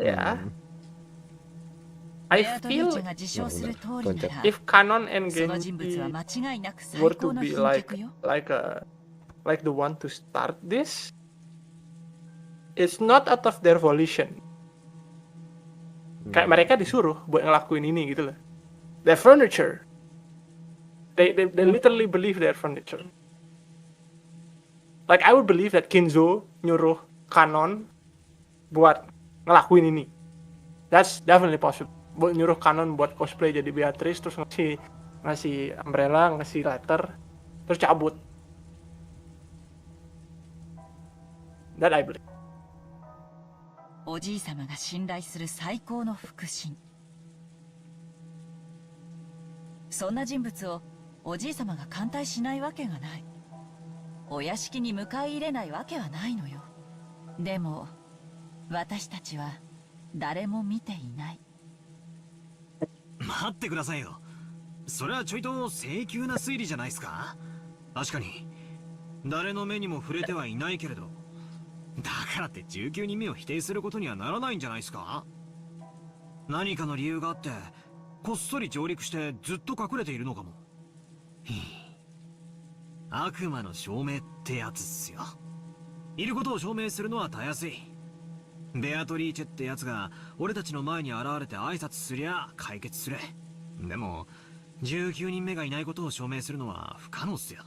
You don't know apa sebenarnya Maria yang apa dalang semuanya. Kayak dia tuh sebenarnya apa dia tuh sebenarnya punya penyakit itu loh yang apa? Kan personality 2. Bukan personality 2, apa penyakit yang dwarfism atau apa itu. Dia sebenarnya udah umur 30 tahun or some shit gitu, tapi pura-pura jadi anak kecil. Bro, gitu. she had a mother. She wasn't picked up on the street. But the thing is, waktu itu ada dialog si Butler bilang, ini Maria 6 tahun rasanya nggak berubah sama sekali. You don't sus at that? No, itu dia ngomong itu is because of her purity and straightforward. That's what he meant. Not her body not growing. Her body is growing. That's just how she is. Kayak taking everything face value. That's what Maria is.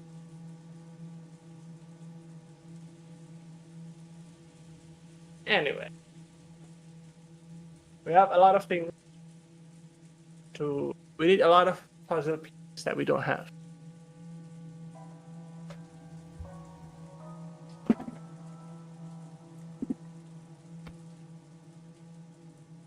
Oh? Halo. Bentar, tadi gua masih AFK. Oke. Tapi bukannya pas itu lagi nge-address wujudnya si Marianya ya, bukan nge-address sifatnya Maria yang Butler bilang kalau Maria nggak berubah sama sekali. I don't remember it that way. I remember it ya pas Maria ngomong gitu loh. Pas Maria diajak ngobrol. I remembered it that way. Maybe Plamia in the chat, can you confirm? Was Butler referencing to her height or her body?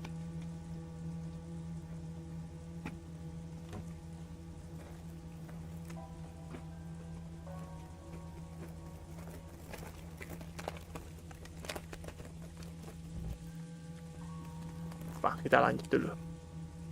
バトラ君の推理の仕方は悪くないわ。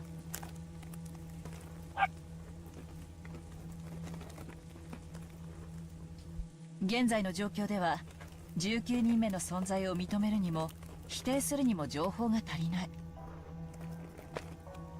でもね、チェス盤をひっくり返して考えるとほぼ19人目はありえないって断言できちゃうのよ。Hey, how? Spin the chessboard around. I will using that press from this point on. I will use this in the campaign. Spin the chessboard around. Oh. Alright. I've been influenced by those words and used them myself from time to time. When you get stuck trying to find a move in a chess or shogi, then by spinning the board around and looking at everything from your opponent's standpoint, you can often see a strategy that will give you the upper hand. It means turning things around and putting yourself in your opponent's shoe. いい？仮に19人目の人物としてベアトリーチェが実在したとして、その人物は誰にも知られることなくこっそりとこの島に上陸しずっと隠れていた。何かの理由があってね。ならどうしてわざわざ姿を現してマリアちゃんに手紙を渡したの？ It really was a contradiction. If they had some reason for hiding themselves, then they should have stayed hidden the whole time. But even so, they had appeared openly in front of Maria. それはほらマリアも言ってた。メッセンジャーにされたって言ってたじゃないですか。マリアが一番年下で素直そうだったからじゃ。メッセンジャーなんて必要なの？手紙を親族会議の席上に送りたかったら郵送すればいいだけの話よ。4人の兄弟全員に郵送すれば黙殺することもできない。手紙を持参してこっそり手渡す理由がないのよ。確かになんだかおかしな話っすね。そもそもベアトリーチェが存在していて、その存在をアピールしたいならみんなの前に堂々と姿を現せばいい Full だ point けの Sweater 話。 Brother. What do you mean? Yang itu yang tadi gunain apa the words turning the board around. What do you mean? Yep, that's literally you. なのに現れず、マリアちゃんという小さな子を通しておぼろげな輪郭だけでその存在を主張しようとする曖昧さ、矛盾。もっと考えて。マリアちゃんの前に姿を現し、19人目の存在を印象づけるという点と、今この瞬間も私たちの前に姿を現さず隠れ続けている点、これらの矛盾、これを念頭に置いた上でチェス盤をひっくり返すの。つまり19人目の人物としてベアトリーチェがいると印象づけたい人物の目論見は何かよ。姿を隠したい人物ならその存在をアピールするわけがない。そして姿を現したい人物なら手紙を託すなんて遠回しをするわけがないってことは、 Someone is pretending to be the 19 person. ベアトリーチェは18人の中にいるのよ。だからこそ18人以外の人物が存在するような幻想を作り出しているのよ。これ見よがしな19人目のアピール。それで得をするのは全てを潜めた19人目じゃない。 Aku nggak bisa denger streamnya ya. Coba gue restart. Streamnya rusak di aku. Coba.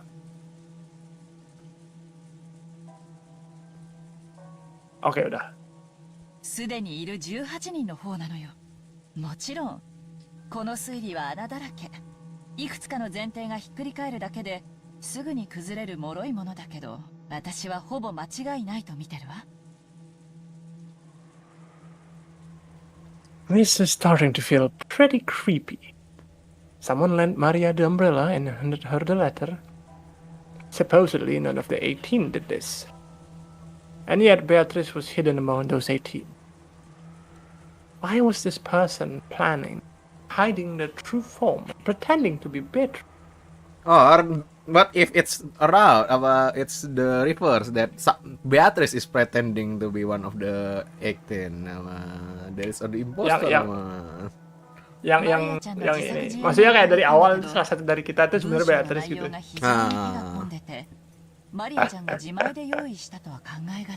You know who hasn't been in this place for 6 years?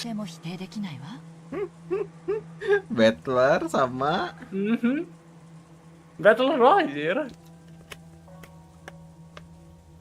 Bro is apa? The witch then, if with your logic.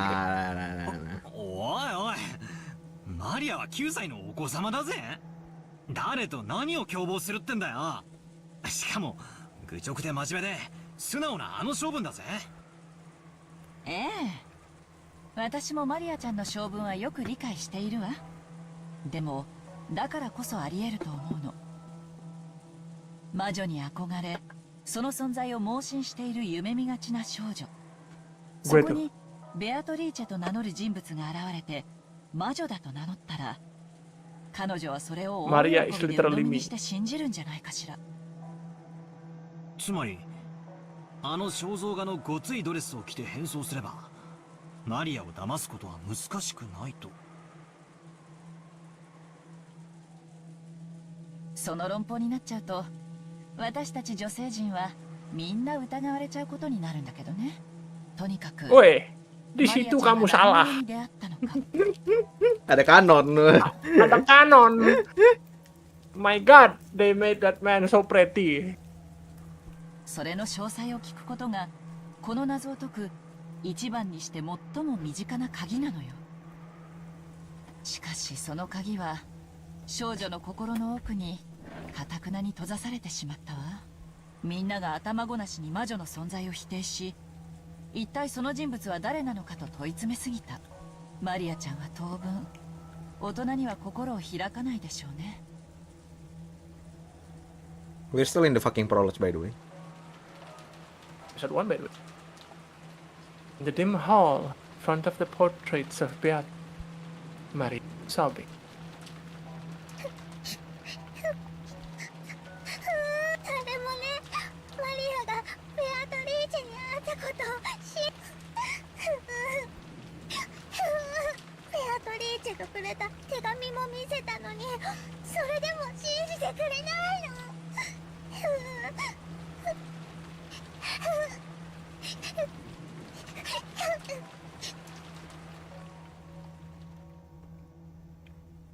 Really, no one is gonna talk about how her voice suddenly very different, how she talks is very different. ベアトリーチェが18人の中にいるのか、19人目なのか、それを知る鍵をね。マリアは頑固だぜ。あいつへそを曲げるとなかなか機嫌を直さないからな。大人の私より子供のバトラ君の方が機嫌を直せる確率は高そうよ。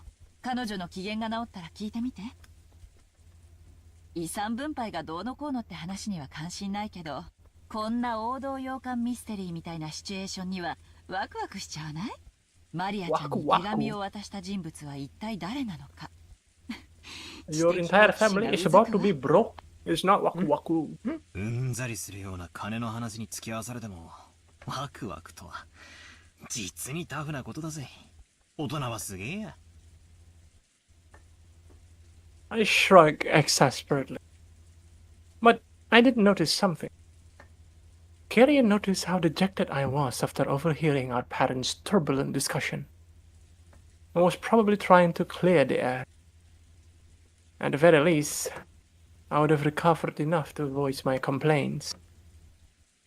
She wasn't my real mother, so I've never felt like calling her mother. But it did make me think she's a real adult. おうガキども、ここにいたのか。キリエも長え化粧直しじゃねえか。俺も次からは化粧をしてくることにするぜ。ごめんなさい。女の化粧は長いのよ。どう？兄弟水入らずの話し合いは。さぞや和気あいあいとしてるだろうよ。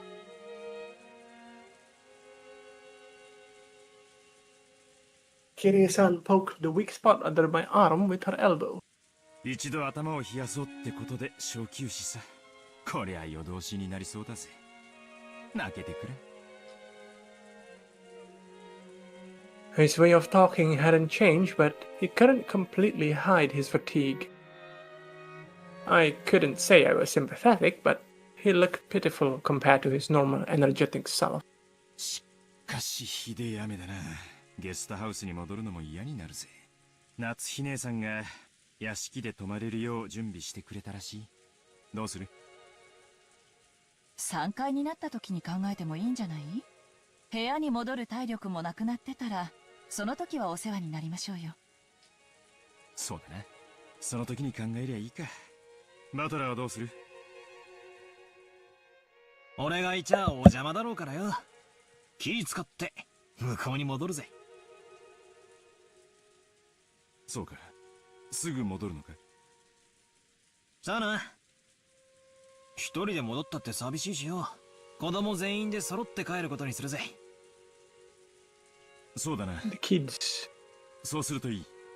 それで、バトラー、お前、今夜はそうは簡単には寝ないだろ多分いとこたちとおしゃべりしてるだろうからな。夜更かしし What そうな are they implying? Dia mau nanyain dia begadang nggak? Dia bakal standby sampai malam nggak? そうか。もし Yeah, but why? 大人たちの会議が終わってお前がまだ起きてたら、 Oh, okay. ちょいと家族でしたい話があるんだ。なんだよ。柄にもねえな。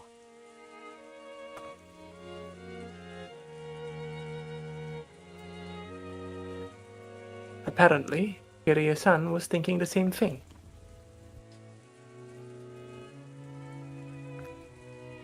What are you talking about? She asked him in a small voice. It looked like Kiryu-san didn't have a clue what that meant either. キリエにも聞いてもらいたい話だ。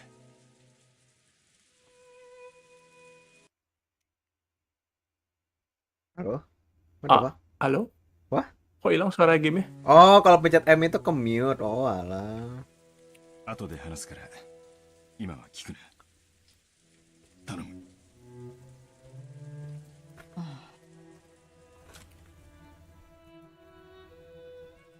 I don't know anyone who neglects the concept of family as much as this old bastard.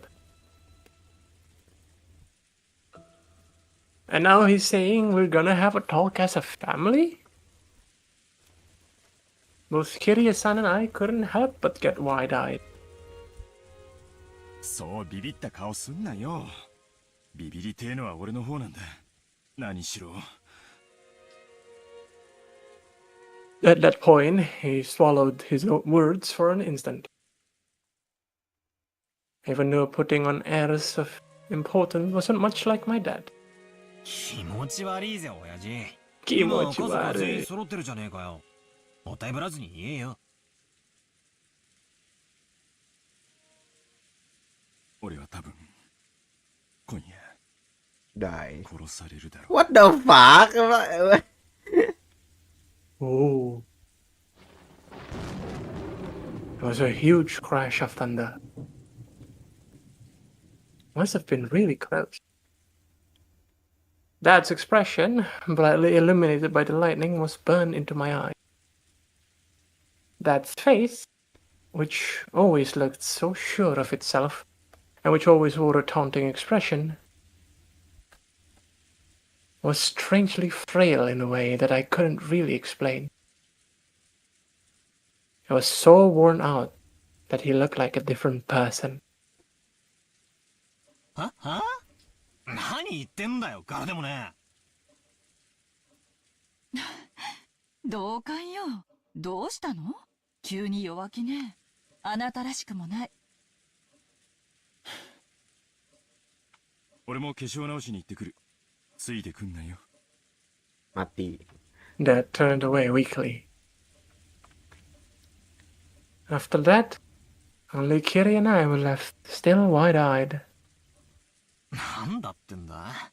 今夜殺される？まさか、あの妙な手紙のせいで、親父ビビっちまったのか？連続殺人者の映画の見過ぎだぜ。Banyak nonton YouTube short. Kiri-san didn't answer my light-hearted words and continued to stare at my dad's disappearing back. バトラ君はルドルフさんに今話せと言ったら話さず立ち去った。みんなに話すことがあると言い出しながら答えなかった。どうして？ Kenapa? Untuk he said he had something to say about Sin. チェス盤をひっくり返す。すると Karena dia nggak bisa ngomong. 話すと言っておきながら話せない矛盾。なんすかね。親父側から見ると何か見えてきますか？ It will risk our life. ええ、見えるわよ。話したいことがある。でも自分から言い出す勇気がない。だから追ってきて俺に話しかけて聞き出してくれが正解ね。ついてくるなも逆の意味よ。ついてきて俺を詰めてくれが正解。まったく甘えん坊さんなんだから。甘えん坊。そういう推理でいいんすか？そんなめちゃくちゃな。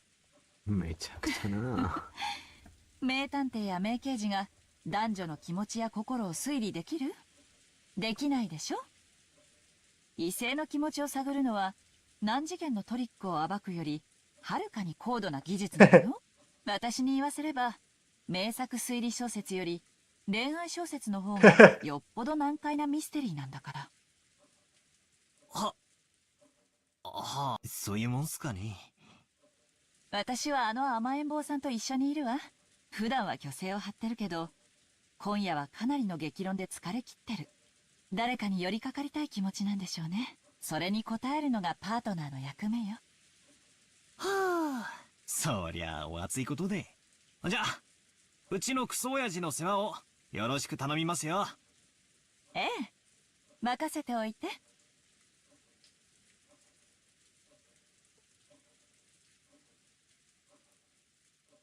Beli? No, beli. I called out. Hello, hello. Am I back? Yeah. Hello? I called out to Kiri-san's departing back. 何？いや、ありがとよって。Wait. おかげで、陰鬱な気分がだいぶ晴れたぜ。ならよかった。コミュニケーションは大事ね。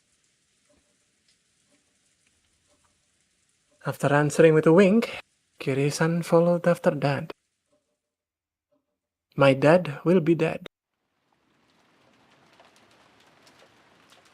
Natsuhi could be found in a dimly lit hallway.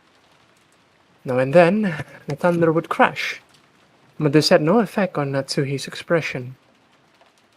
She looked completely worn out. The discussion that had just taken place between the relatives in the dining hall was repeating itself inside of Natsuhi's mind.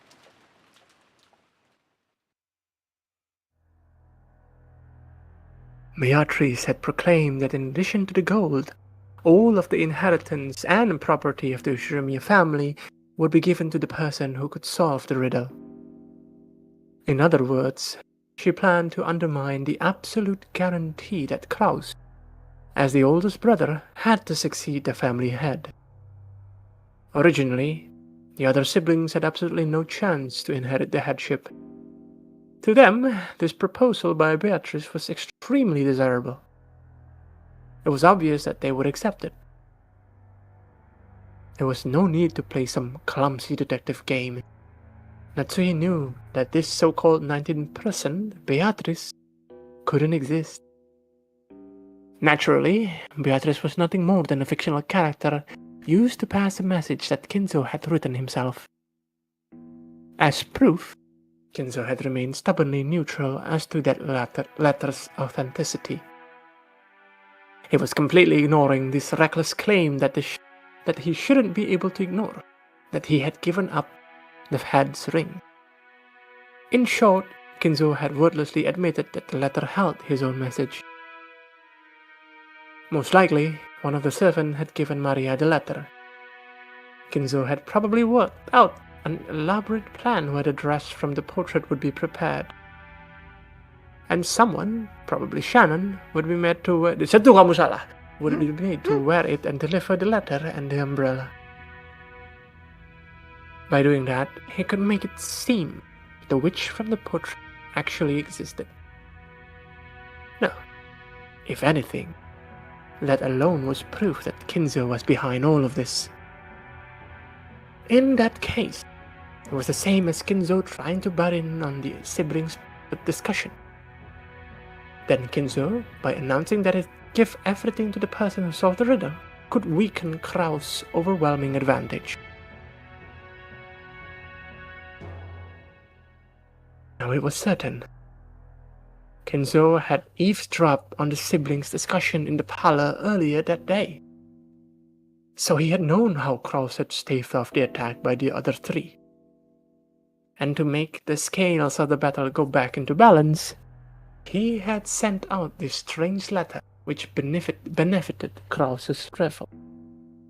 Was trying to push this crazy theory so that Rosa, who had a weak position among her siblings because of her age, would join with Eva and Rudolf. Then, With a 3-1 advantage, they'd be able to overwhelm Kraus yet once again, and make their ridiculous theory get accepted by force.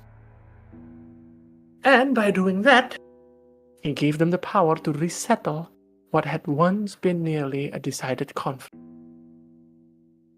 They had now started repeatedly pressing Kraus to pay them a large amount of money, using the condition that all of the siblings would guarantee Kraus' position as a successor. Talk about advance payment was being brought up again, despite having been rejected once. Of course, even without the story about the hidden gold, the Ushiramiya family stores of wealth was vast. That store of wealth alone was more than enough. Even if the hidden gold was buried forever along with the Kinzo's death, there would be more than enough to satisfy. Therefore, even if they weren't that interested in the gold itself, Kinzo had managed to instill the lifelong fear that, on the off chance that someone found the gold, that person would be granted the headship. And this kind of Achilles heel would definitely be taken advantage of by someone sooner or later. The only person with the fatal weakness was the successor, Kraus. The other sibling had found... No. They had been told by Kinzo about something that only Kraus could lose, and they had thoroughly taken advantage of that. Natsuhi, as Kraus' only ally in his painful position, and as his wife, wanted to fight alongside him. She kept trying to explain to him that the existence of the gold itself was a farce, but there was no need for him to compromise. Kraus had always told Natsuhi. He had told all of the siblings. He always said that the hidden gold was nothing more than an illusion created by Kinzo. Therefore, Natsuhi had believed it as his wife, and had supported her husband on their foundation. Even so, Natsuhi's words didn't reach Kraus. Even though Natsuhi had fought so hard and had lent all of her strength, he continued to fight by himself and was trying to compromise the other 3 siblings. Natsuhi sadly and weakly wondered why she could not be of use to him, then started getting angry. It had happened when everyone decided to take a short break to cool their heads. Natsuhi had flared up against Kraus. In rage, she had why she could not be useful to him. He had then told her that he wanted to talk about something, and invited her into a room that she was normally not allowed to enter, the dungeon. That room had been sealed with a heavy-looking padlock, and just looking at it had given her an uncomfortable feeling. 他の3人の言うことも、ベアトリーチェを名乗る不審人物の言うことも、何も気にかけることはありません。黄金など所詮はお父様が生み出したまやかし。それを見つけられることなどあるわけがない。あなたが跡継ぎであることは盤石です。何を恐れることがあるのです。Kraus removed the padlock on the door. He then motioned for Natsuhi to enter. 入りたまえ。何ですか？見せたいものがある。君に初めて見せるものだ。ベアトリーチェ。Natsuhi timidly opened the door with a dubious expression on her face. It was pitch black. She searched for a switch to turn on the lights, but since this was her first time in the room, she didn't know where it was. Kraus entered behind her, pushing her in, and when he closed the door before turning on the lights, the two were swallowed up by the darkness. Hey, oh, is this gonna be an 18+ stream? Ini mau dibunuh nggak sih? I don't know why, man. Only the sound of Kraus locking the door rang out through the dark. これは何事ですか？明かりは？今つける。待ちたまえ。Just as he said, When Kraus pushed a switch on the wall, a flickering light turned on and lit up the room. それは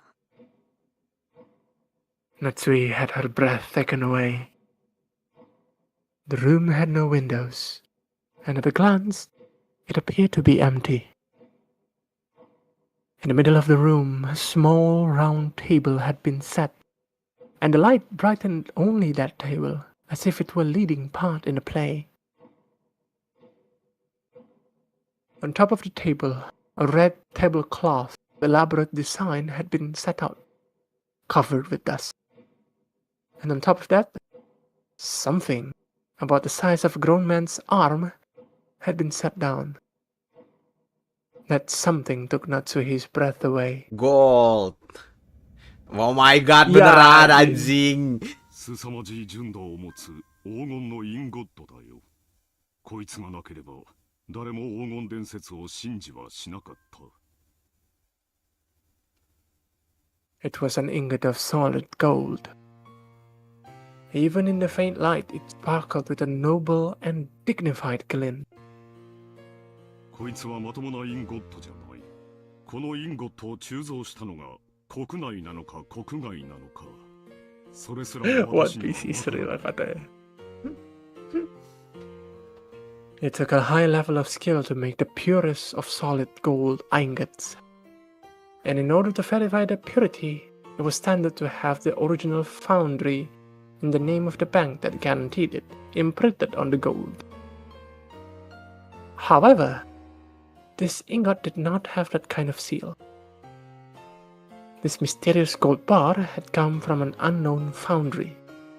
ここを見たまえ。怯えることはない。こいつはただの金塊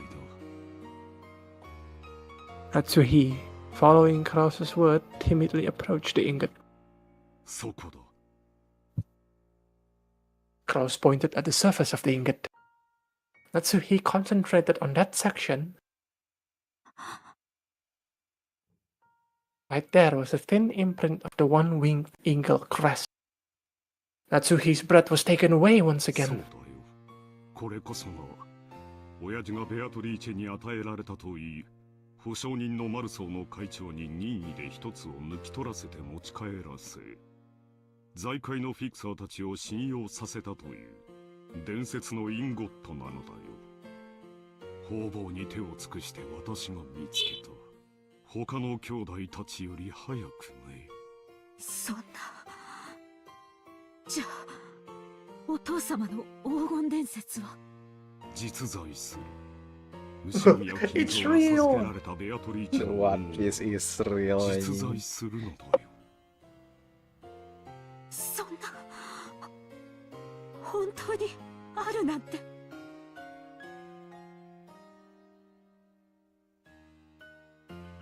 Natsuhi was shocked. Kraus had always said that Kinzo's gold was just a fabrication, so she had believed it as his wife.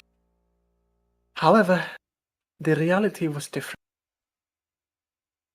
Since he held definite proof, he had been more certain than any of the other siblings that the legend of the gold was true. Because of this, Kraus was deeply frightened at the possibility that someone other than himself would find the gold he'd failed to find, costing him everything. But to Natsuhi, this truth was more than enough to split open her heart. She had thought as Kraus's wife, she should be his closest confidant, which was why she had selflessly supported him. And yet he had hid this fact from her until today. Why? そこまでに私はあなたの信頼に足りないというのですか。そういうつもりはない。話す必要がなかっただけだ。あなたにとっては妻はその程度のものなのですか。落ち着きたまえ。劇場にすぐ駆られるのは君の悪い癖だ。あなたがそうさせてるんじゃないですか。私は後宮家に嫁ぎ、今日まであなたの妻として仕えてきました。あなたのために生まれた家を捨て、身も心も捧げてお仕えしてきました。その報いがこれなんですか。そんなことって。Kraus grimaced, looking annoyed. His expression effectively communicated how much he disliked this part of Natsuhi, even if he didn't say it out loud. 私はもうあなたの力になれそうもありません。それで What the 兄弟 fuck? のトラブルを私が自分の力で解決する。君の力は借りんよ。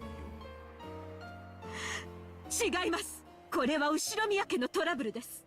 確かに私にはこの身に家紋を刻むことが許されていません。でもあなたの妻です。なのに私には力添えする資格もないのですか。あなた。いや。君を思えばこそあえて関わらせなかったのだ。これ以上は頭痛に障るだろう。君は今夜はこれで休みたまえ。兄弟の話は兄弟でつける。君は関係ない。それだけだ。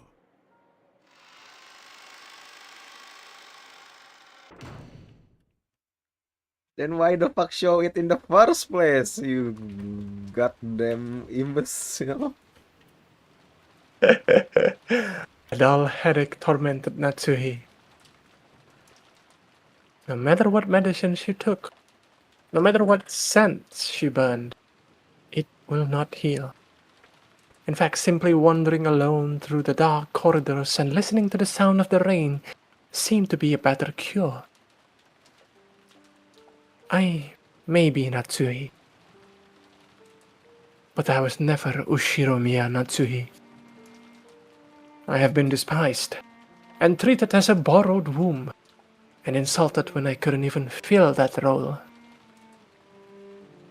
Even so, I have tried to properly perform my duties as a wife. But now, even my husband has rejected me. I've done my best raising my daughter, and as if it were the last job left to me. However, I've had no release for my anger and sadness, and they've caused me to subconsciously strain that relationship too. Guess I've been excessively strict in Jessica's education. She dislikes me thoroughly. She despises me for having no interest in anything but grades. There is no longer anything I can do for the Ushiromiya family. No, that's no good. Despite it all, I must help my husband and beat back the schemes of the other greedy siblings. Family head won't be around much longer.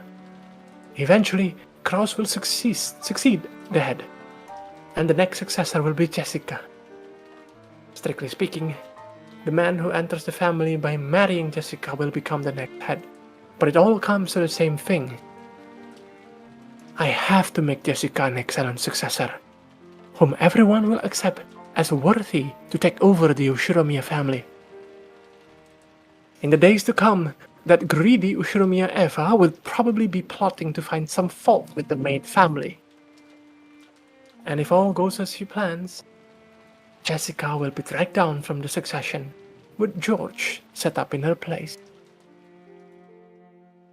It is regrettable, but George is a man, and even more, has matured as a person.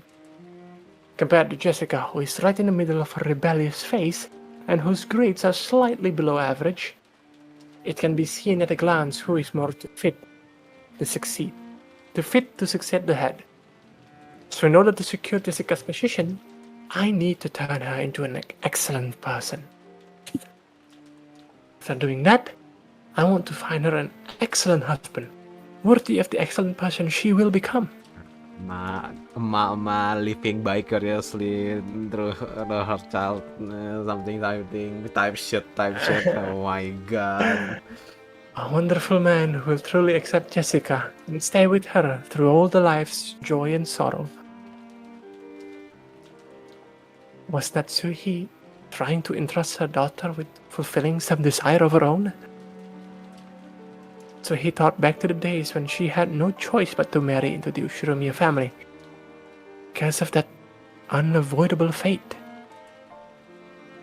She had tried to block that from her memory. She had consciously forgotten and had actively attended to the life she had been given as Ushiromiya Natsuhi.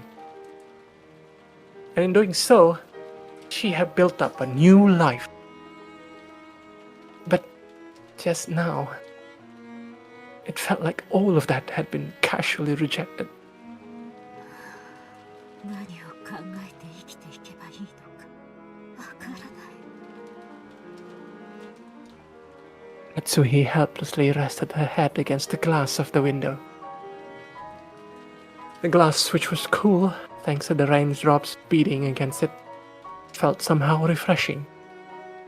Even though it should have been emotionless, right then, it seemed to be the only thing that could understand Natsuhi.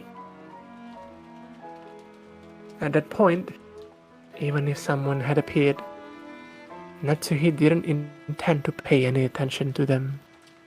Ini di sini Beatrice yang nongol nih. Yep. But she did pay attention. Oh, never Because mind. it was her beloved daughter. Oh. Yang menyamar jadi Beatrice. Oh, fuck you. 母さんか。なんだよ、こんなところに。幽霊かと思ったぜ。Just like always, her words were rough and not at all like a girl's. Instinctively, words of rebuke rose to Natsuhi's throat. However, their strength gave out and they didn't escape her lips. ジェシカ、ごめんね。母さんは頭痛がひどいの。そっとしといてくれる。そう。Jessica was seeing her mother in a position of feebleness. For the first time, perhaps. So she was considerably disconcerted. Until just now, she had been filled with contempt for all of the parents, including her mother. But now, those feelings have completely swept away. Her mother's utterly exhausted face had wiped them all out.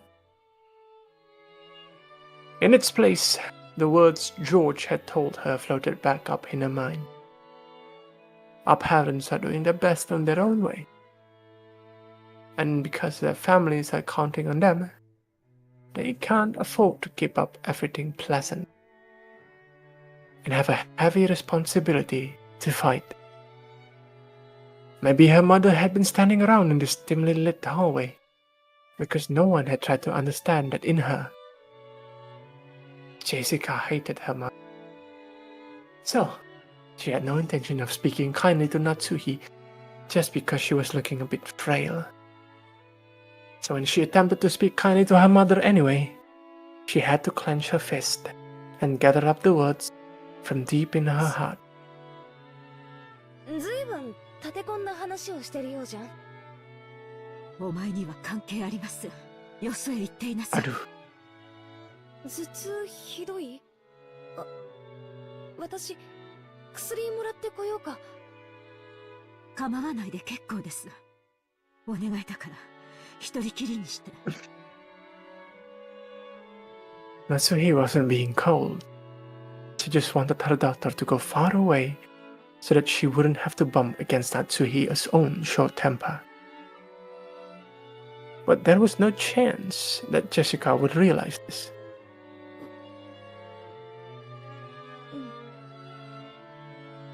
Jessica hung her head looking sad. Seeing that expression, Natsuhi recognized the kindness that Jessica was trying to muster. She gave her a small shake to drive her away from her own unkind feeling. じゃあ私行くよ。大人の邪魔にならないようにいとこたちと一緒にいるから。じゃあ。お待ちなさい。She called Jessica, who was trying to leave and looked lonely, to stop. 気遣いをありがとう。お前を残して寝込むわけにはいきません。よせよ。縁起でもないぜ。心配をかけました。もう大丈夫です。私は行きます。 If I let my daughter see me this feeble any longer, I'll only make her feel more uneasy. With that thought in mind, Natsuhi left Jessica with words of gratitude and made to depart. This time, Jessica called out to her mother's back. No. Natsuhi stopped and turned around, asking what business Jessica had with her. But Jessica herself didn't know why she stopped her mother. And for a while, she smiled wryly, muttering to herself as she hesitated about what to say. She was poking around in her pocket when her hand touched something and she took it up. さ、母さん、私さ、今日お守りもらったんだよ。なんだっけな、魔除けだったっけ。確かそのドアノブにぶら下げてるといいんだっけ。私が持ってても仕方ないし、母さんにあげるよ。It was the scorpion charm that Maria had given her on the beach. And now, Jessica will die, because the charm is no longer with her. Although she had heard of its various effects from Maria, Jessica's mind had gone blank, and she was just barely able to say even that much. Jessica, thinking that her mother probably wouldn't accept it anyway, immediately drew back the hand she had stuck out, grasping the charm. So when Natsuhi came back to take it, she was extremely shocked. これは何かの景品？まあ私も多分そうだろうと思ってるけどよ。こんなおもちゃみたいなお守りじゃご利益は期待できねえよな。But her mother took the charm from her, from where she grasped it in her hand. ありがとう。大切にします。ジェシカには今度、私が子供の頃大切にしていたお守りを代わりにあげましょう。別にそんなつもりで渡すんじゃないぜ。でもまあどうしてもっていうなら。私はもう休みます。頭痛がひどいので、ジェシカもあまり夜更かしをしすぎないように。Natsuhi put the charm in her pocket and turned away. She then disappeared into the dark hole. And Beatrice appears right behind Jessica. Okay, wait, aku mau pipis dulu. Okay. Mumpung transisi. Entertain the chat while I'm away. What is to entertain? 明日も丸一日こんな天気みたいだね。Jadi teori gue bener nggak, Al? Apa sebenarnya nggak ada Beatrice itu sebenarnya kanon atau apa siapa gitu dia. Surely there is no actual witch in this. Tapi itu nggak ngejelasin kenapa Maria tiba-tiba suaranya ganti sih. Kenapa Maria tiba-tiba suaranya ganti? Karena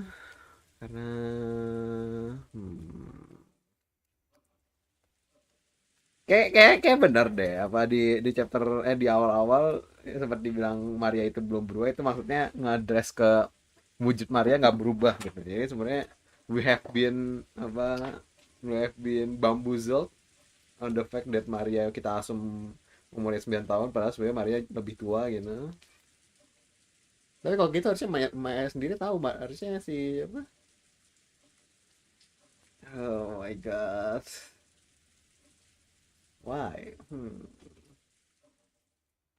Because at this point I refuse to believe it's an actual witch and it's an actual curse or something. There's no way. There's no way.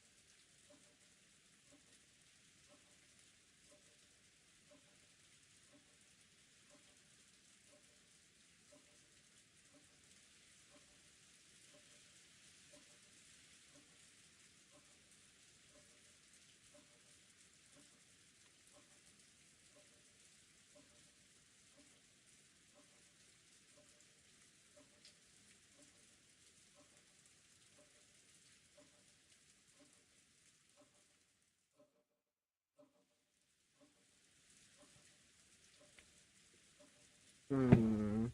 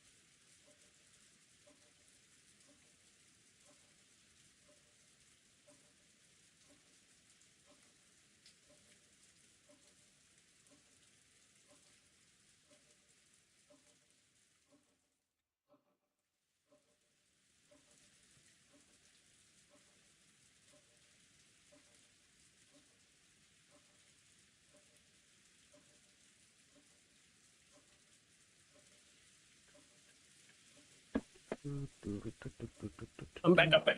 Halo. Komen. やれやれ。今日の日中が嘘のようだぜ。George, Aniki, and I were killing time in front of the parlor television. At that point, Jessica returned. Her face was still blank, but it looked like she had calmed down a little since Will has seen her. マリアはまだ肖像画前？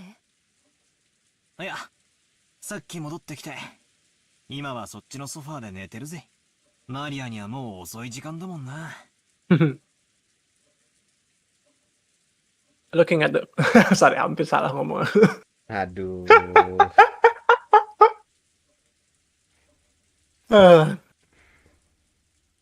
Looking at the clock, I saw it was past 10 p.m. Even if we were planning to stay up all night, it was about time to head back to our room.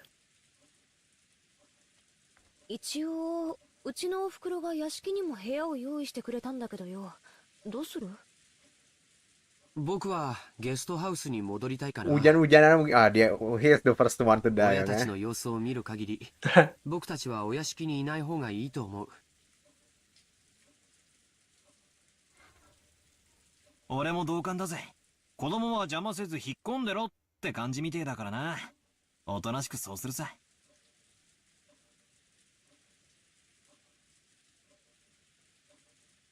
As we were talking about this, Aunt Rosa came into the parlor. She was looking all over restlessly, probably trying to find Maria. ローザおばさん。マリアならそこのソファーっすよ。ありがとう。すっかり眠っちゃってるわね。ベッドに移さないと。よかったら僕がベッドまで背負っていきましょうか。Whoa! ありがとう。助かるわ。ジョージ君たちはゲストハウスに戻るの？それとも夏日姉さんが用意してくれた部屋に泊まるのかしら？今話し合ってました。ゲストハウスへ戻ろうかって話になったところです。そう。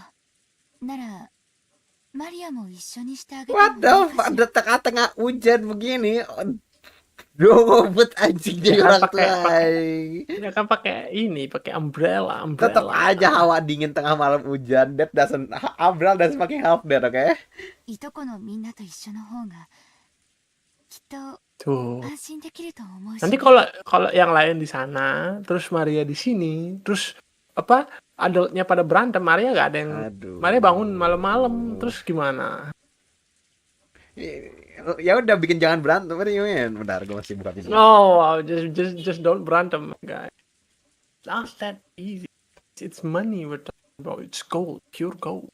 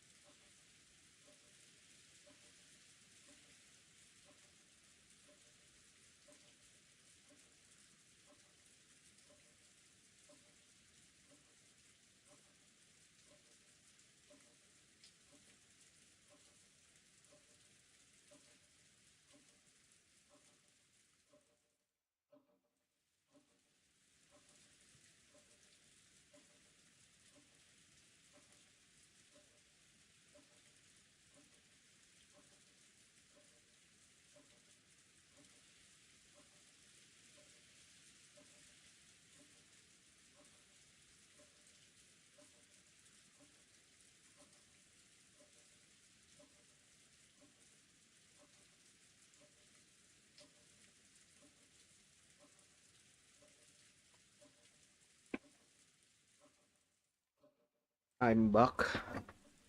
Bakushimash. 任してくださいよ、おばさん。何しろこっちにゃマリアをあやすことに関してはエキスパートがいるっすからね。エキスパートがいる。それは僕のことかい？僕だけじゃ無理だよ。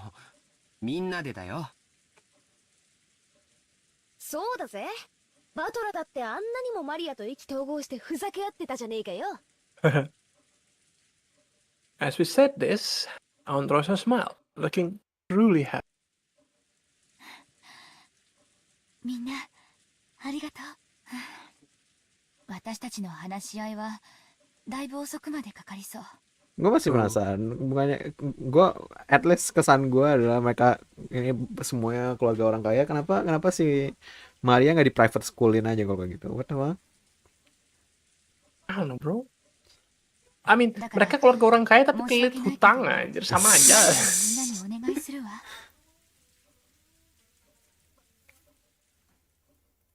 おい、マリア。熟睡か？ゲストハウスに戻るぞ。Maria muttered something indistinct, rolled over, and fell back asleep. It looked like she was sleeping deeply. すっかり寝込んじゃったようだぜ。起こすのは悪いな。うん。僕が背負うよ。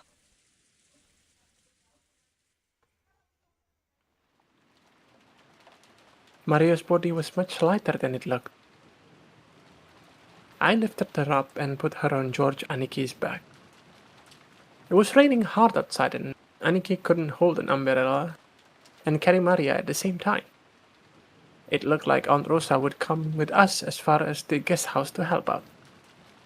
However, when she heard Uncle Klaus's voice call out to her, she had no choice but to return. 困ったわね。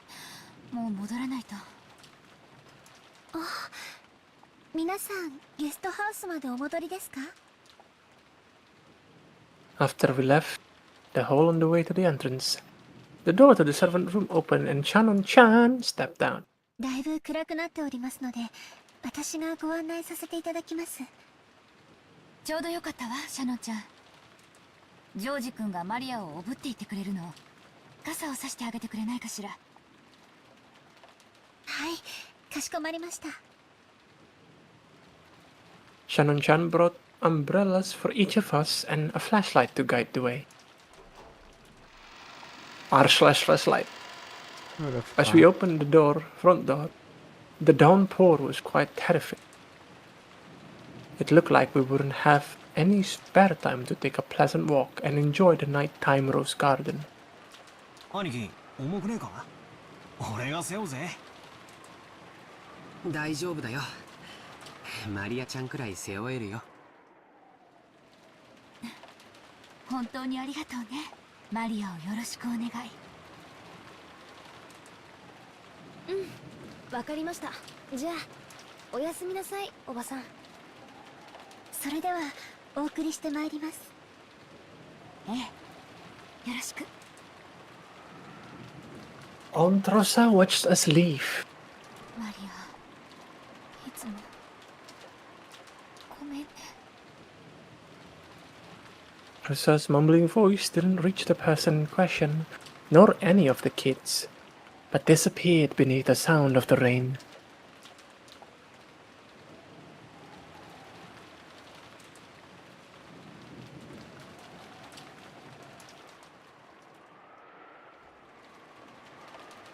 After cutting through the rainy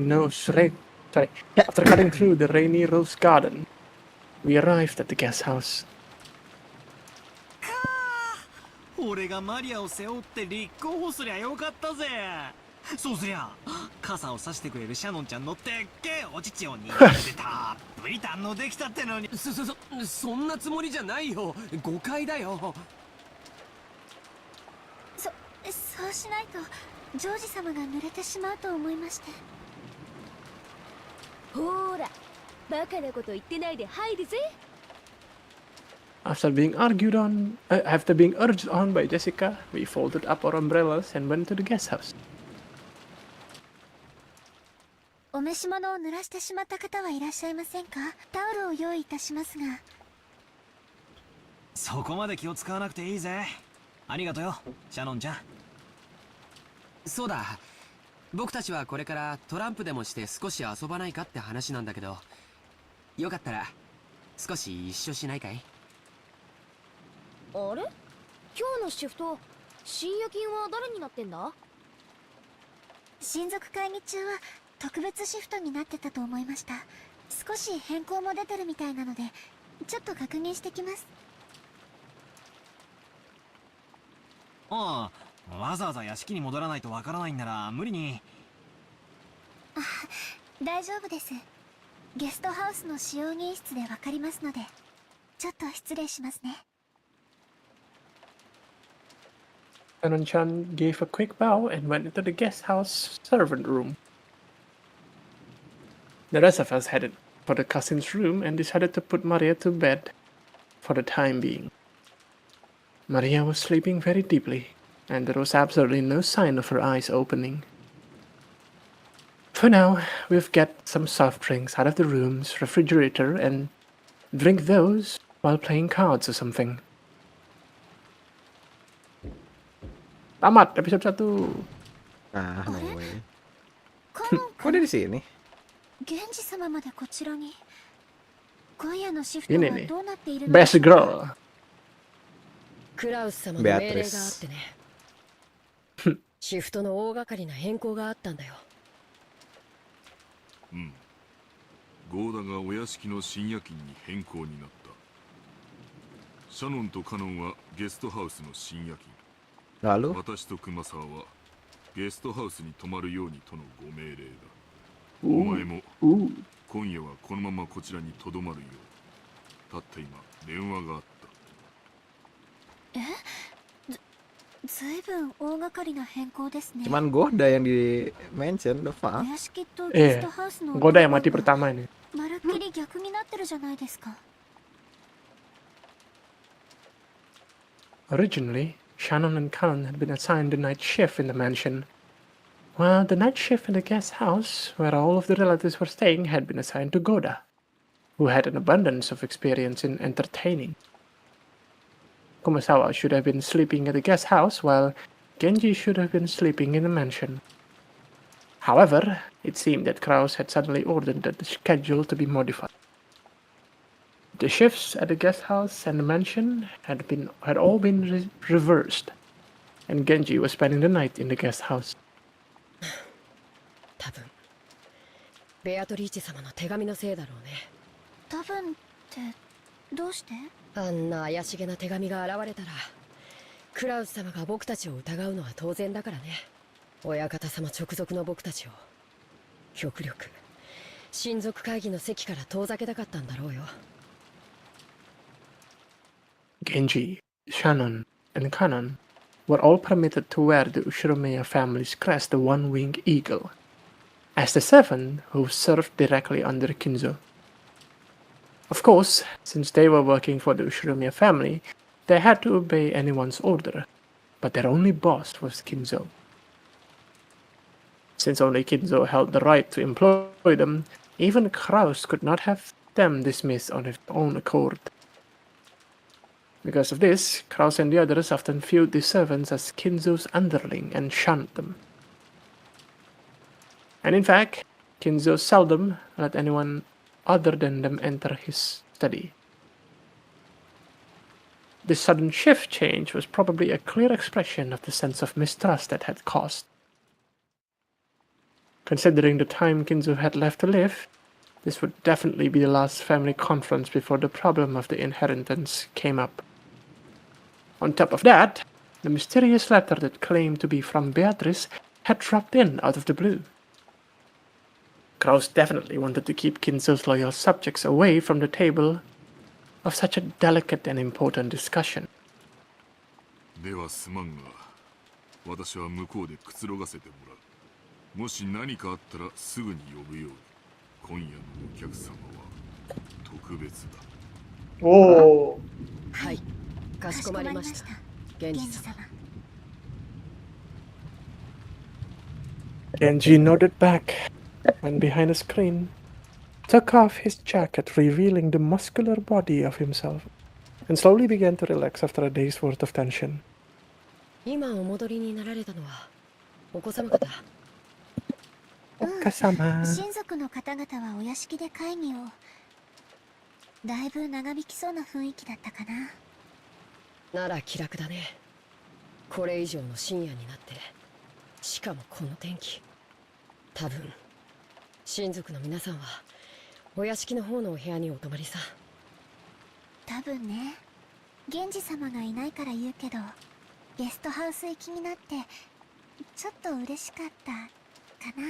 ふん、どうしてだい？意地悪な奥様やエヴァ様から離れられたから？それとも別の理由があるのかい？別の理由なんかありません。そっか。なら二人で深夜勤を頑張ろう。よろしく姉さん。私ついさっきお子様方にお部屋で遊ばないかとお呼ばれしてて。Canon hung her head apologetically, gazing at Canon uncertainly. Canon didn't try to meet her eyes, and spoke curtly as he sighed. It looked like he didn't plan on indulging his sister. ダメだよ。深夜勤を仰せつかってる。それに僕たち家具には遊びのお誘いは必要ない。わかるね。そんなことわかってます。Canon's shoulder drooped slightly. She had already expected that Canon, a stickler for rules, would say something like that, but she seemed a little discouraged. As Canon flipped through a logbook, he spoke without facing Shannon. ならお子様方お待たせしてしまってるね。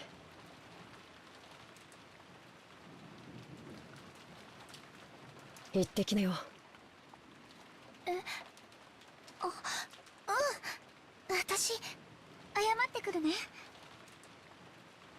Shannon hurriedly stood from her seat before her brother's mood could change, and flew out of the servants' room after giving a quick bow. As he watched her go, Canon took a single deep breath. Genji's voice came from beyond the screen. カノン、私がここにいるからお前も行くといい。源氏様、誘われたのはシャノンだけです。僕は別に誘われては。その場にいなかったからお声をかけられなかっただけだ。言えばお前も誘われている。たまには子供らしく遊んでくるといい。いえ、僕には必要ない行為です。人の子には遊び Because の I'm a 必要なし。 furniture. Human children may have an to play, but furniture children, oh my god, really? 姉さんだって家具です。人のふりをしたって後で苦しむだけなんです。Are they actually not human? Is this what the fuck is this? Enggak, ini doktrin. Doktrin kalau mereka itu harus obey kayak Kinzo gitu. 人に近づきたくないだけなんです。 Genji did not say anything after that. After a while, he stood up and used a pot of hot water to make powdered cocoa, serving some to Canon as well.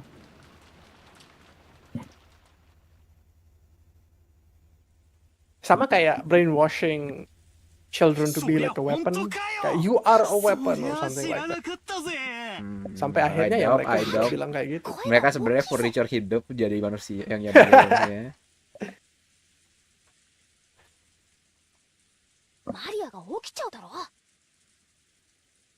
Butler was so surprised that he yelled obnoxiously and scattered his cards everywhere.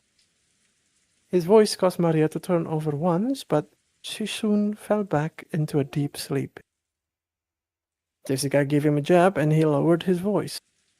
いや、しかし言われてみれば確かにそれっぽい雰囲気はあったんだよな。なるほどな。ジョージの兄貴がな。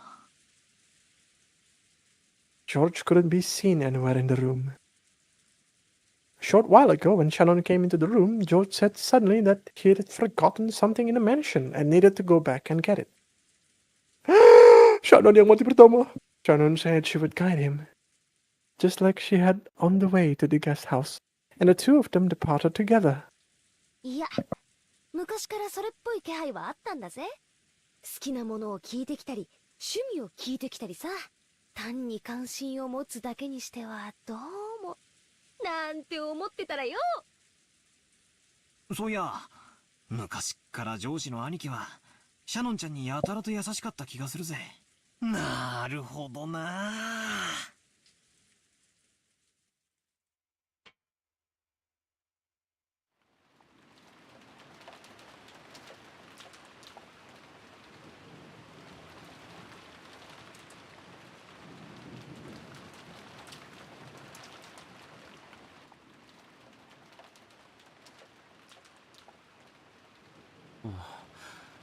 天気予報によると This is like the third time we have mentioned this fact. Holy shit. Can you shut the fuck? I agree with you. Kayak apa ya? I feel like the writing, I understand that they want to foreshadow some little things, but holy shit, the amount of time they explain the same stuff about the weather, about bahkan about Rose regret to Maria or something along the line like that. It felt like I'm dumb and I need to be told multiple times gitu to get the subtle hints. Maybe I'm dumb, but I see this for like, oh my god, you're just hurting the pace. そうですか。では、あさってまでは船は来られないかもしれませんね。上司様の月曜日のお勤めに差し支えが出ないか心配です。Wah, enggak, aku sudah meliburkan. 台風が来ていることを知っていたからね。万一に備えて月曜日には予定を入れなかったから大丈夫さ。こう見えてもスケジュールは先読みできるタイプなんだ。George puffed out his proud. Compared to the calm appearance George had always had as the oldest cousin, he now looked amusingly like a little kid. Shannon chuckled at his abrupt contrast. さすが、やがては会社を起こされる方はしっかりしていますね。やっぱり会社を起こすというのは大変だね。お金とかそういうのだけじゃないものがとても大事だって父さんのところで勉強していてわかるよ。会社を起こすということは城を持ち部下を率いるということ。うちの父さんは秀吉って名前だけあって戦国武将のエピソードがとても好きでね。会社経営の哲学をよくそこから語るんだ。知ってるかい？戦国最強の騎馬軍団と武田信玄も最初は部下たちの結束がバラバラで Did you know 武田信玄？そうなんですか？なんだか意外ですね。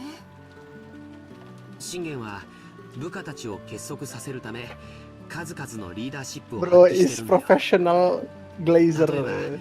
戦場で武功を立てた部下に対しすぐその場で報奨を与えたり、普通こういうのは戦が終わってからまとめてやるものだからね。それを戦場の本陣の中にいながらまめにやり続け、部下の武功を素早く評価しやる気につなげたというのは非常に大きいことだよ。それから部下が病気で伏せった時には誰よりも早く駆けつけお見舞いをしたとかね。武田信玄は戦国最強の騎馬軍団を率いただけじゃない、戦国一の部下思いの人だったんだよ。そんな方だから部下の皆さんもついてきてくれたんですね。Truth was, Shannon had already heard the story several years ago. But whenever a discussion of his father led to this sort of topic, George would always glow and look like he was having a great time. So Shannon just smiled without Kenapa interrupting, urging him to continue. Bro has said this every year. Come on, that's not racing, man. You're 確か telling に the same 資 story 本 every 主義の year. 世界ではお金は力で石垣の高さでもある。でもね、戦も城も Imagine saying 自 something 分 like, 一人 "Weh, じゃ成り kau 立たない。 tahu gak? Aku juara 1 di kelas 6 SD 大勢 loh, の部下に padahal 支 udah えられ kuliah." その力を借りて初めて成立するものなんだよ。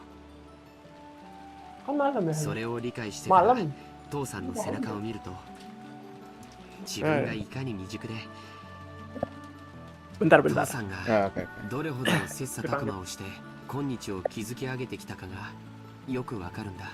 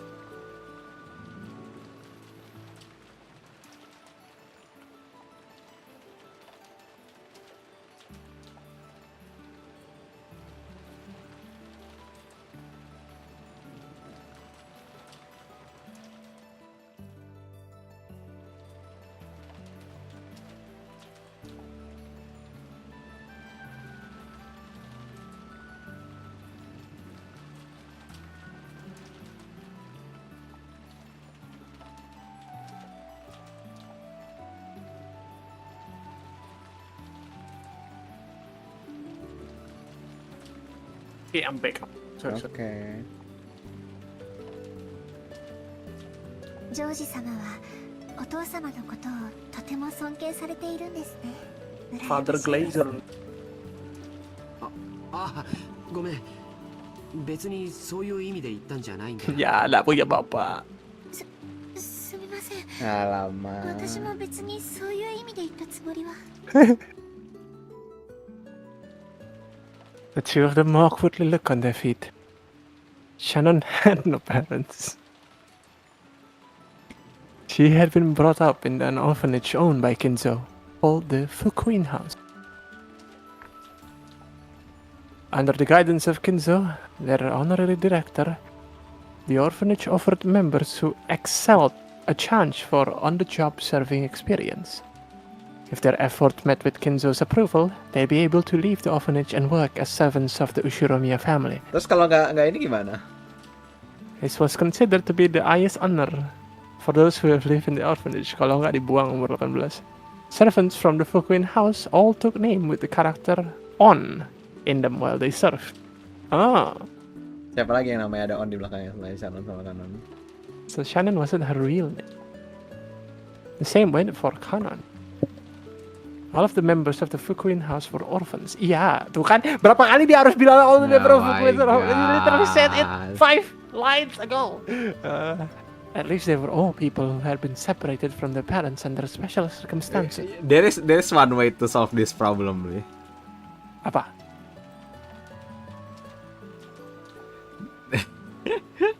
Apa David? This is just like apa? Nonary games, ada toggle advance mode, ada toggle novel mode ya. I want to play the novel one, yeah. This is the novel. That's my problem with the novel one. It explains the same thing 5 times in a row, back to back. Holy shit, man!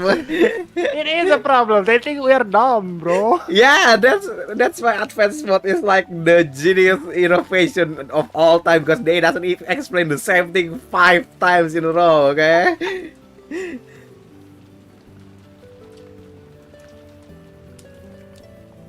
Lanjut. Tuh. Gitu. We might need to find a sweet spot to kind of like stop. It's been 3 hours? After this, you know, after this. Pretty sure there is no major event after this quote-unquote awkward Ada. and what's the guy name Mana cliffhanger-nya? Dari kemarin kita nggak dapat cliffhanger ya. Because of this, the person we start to think of each other as their own or the family. That's why it seems so natural to both of them when Kanon called Shannon his sister. Even though they're not sisters in real life or something. And while both Shannon and Kanon were working in the mansion today, there were several other servants possessing the non character in their names, such as Manon and Lemon. Lemon. Who often worked in a Lemon mana? Lemon, you mean However, there were not many servants who stayed with the Ushiromiya family for long.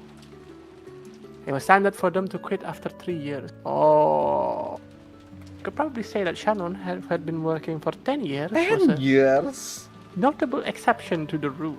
Yeah, dari anak-anak dia.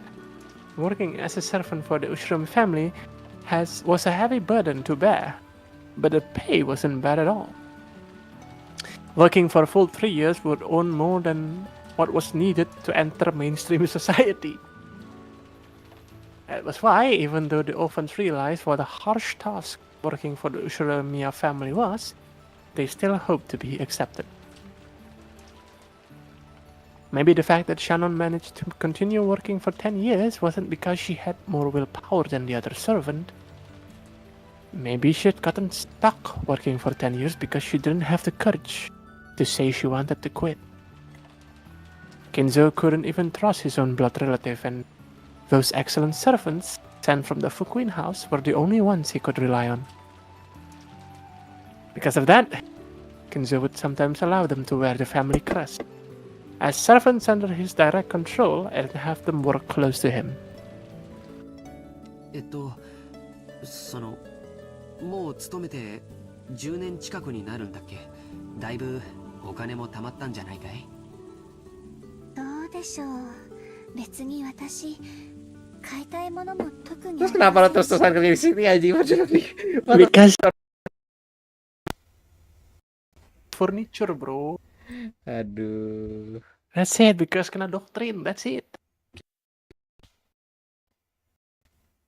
And halo tes. Oh my god. The Oh audio my God. is spike gara-gara audio jacknya kecabut anjing.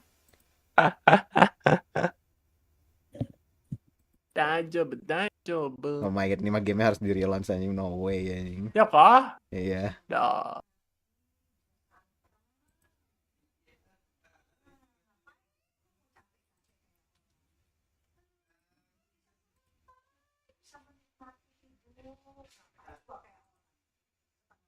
Coba ya, gue relaunch dulu.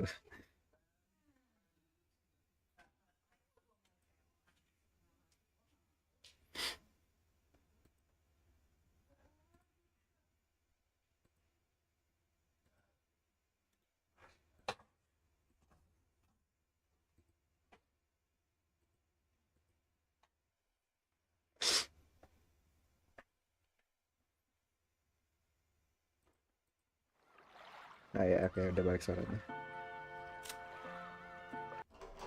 Mana streamnya? Sabar.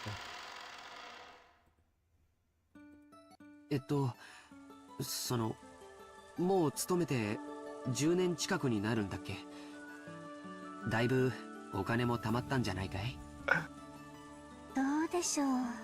別に私買いたいものも特にありませんし、ほんの何百万かあったってそれで残りの人生を過ごせるわけもありませんし。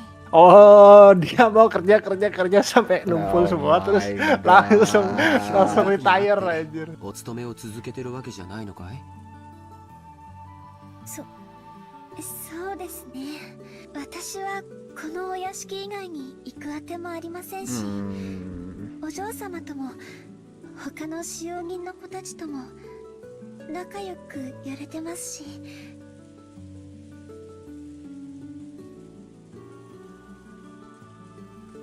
でもそれはシャノンちゃんのサヨちゃんの人生じゃない。サヨ。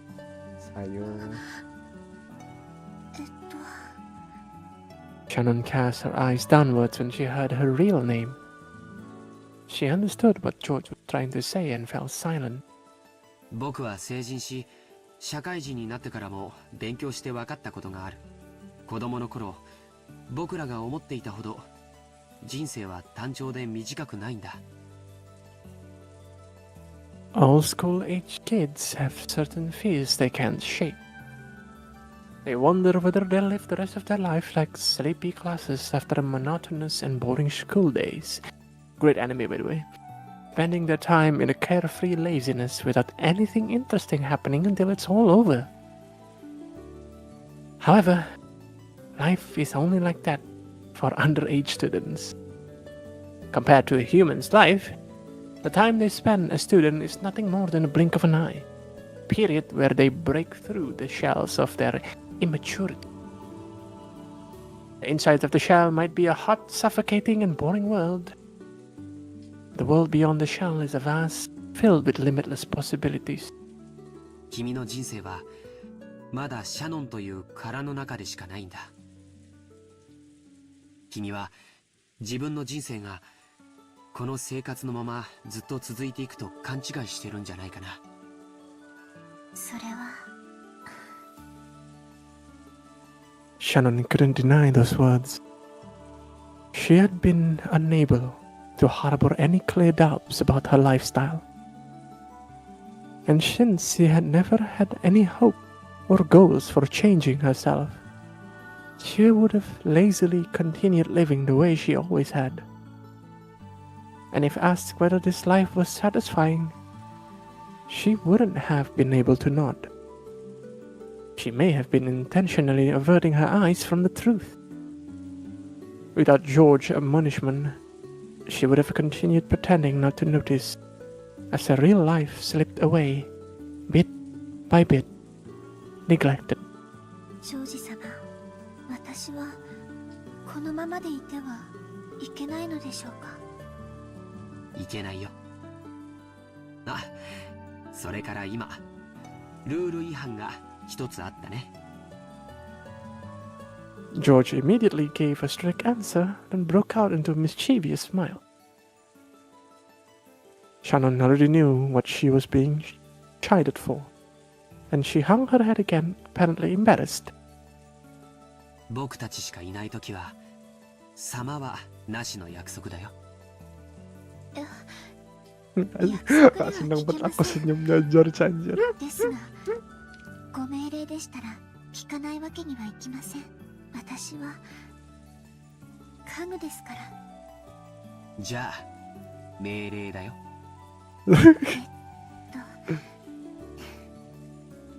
はい、かしこまりました。 Please Lord, pala kau anjing. As Shannon hung her head, her face red, she said George's name again, this time following it with a san, also known as Isan. それでいいよ、さよちゃん。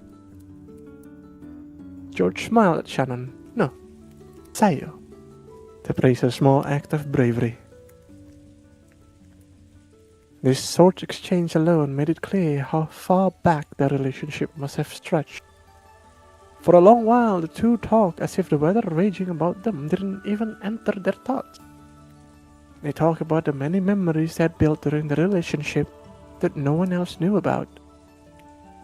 Every once in a while, a flash of lightning would attempt to interrupt them, but this could sully neither the roses nor the time they spent blushing at each other. Tapi Jessica tahu, Jer. Mana mau. Shannon even forgot that it is her shift, that she was supposed to be guarding the guest house, and instead doing all of this with George. Okay. Surely udah kelar sih. Oh, never mind. そうだ。君に見せたいものがあって。my cock. Enggak, dia mau nunjukin emas apa emas yang kayak tadi ditunjukin sama si siapa Kraus. No way. George, who had been speaking eloquently, suddenly started to stutter. Watching him, Shannon seemed to guess something. George timidly searched through his pocket. Sorry. Something got caught in the depths of his pocket. And just like the stuttering George, it took a little while to get it out. He's pulling his cock out! No way. It was a very small box. A small box covered in a deep blue velvet. That peculiar shape was enough to tell anyone what was resting inside. A cock. Oh my god. Shannon had prepared her heart somewhat, certain beforehand that this was what he had been planning. But even so, when she actually saw it, she couldn't avoid blushing. Saw it! We cannot take this seriously anymore, anjing. This is dumb, my god. We're gonna have the hypercut with me just keep saying cock and you saying saw it. Kita bikin itu YouTube short ya. Oh my god. She couldn't avoid blushing once more.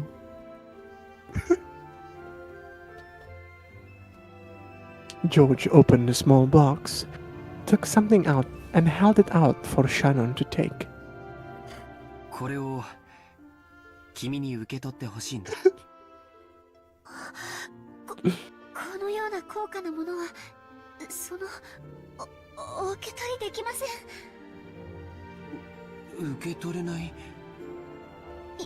え、こんなもの、私には過ぎていて。さよ、これはお願いじゃない。命令だよ。この指輪を受け取って。Gak bener ini orang, gak bener nih orang. I knew you were fucked up anjir.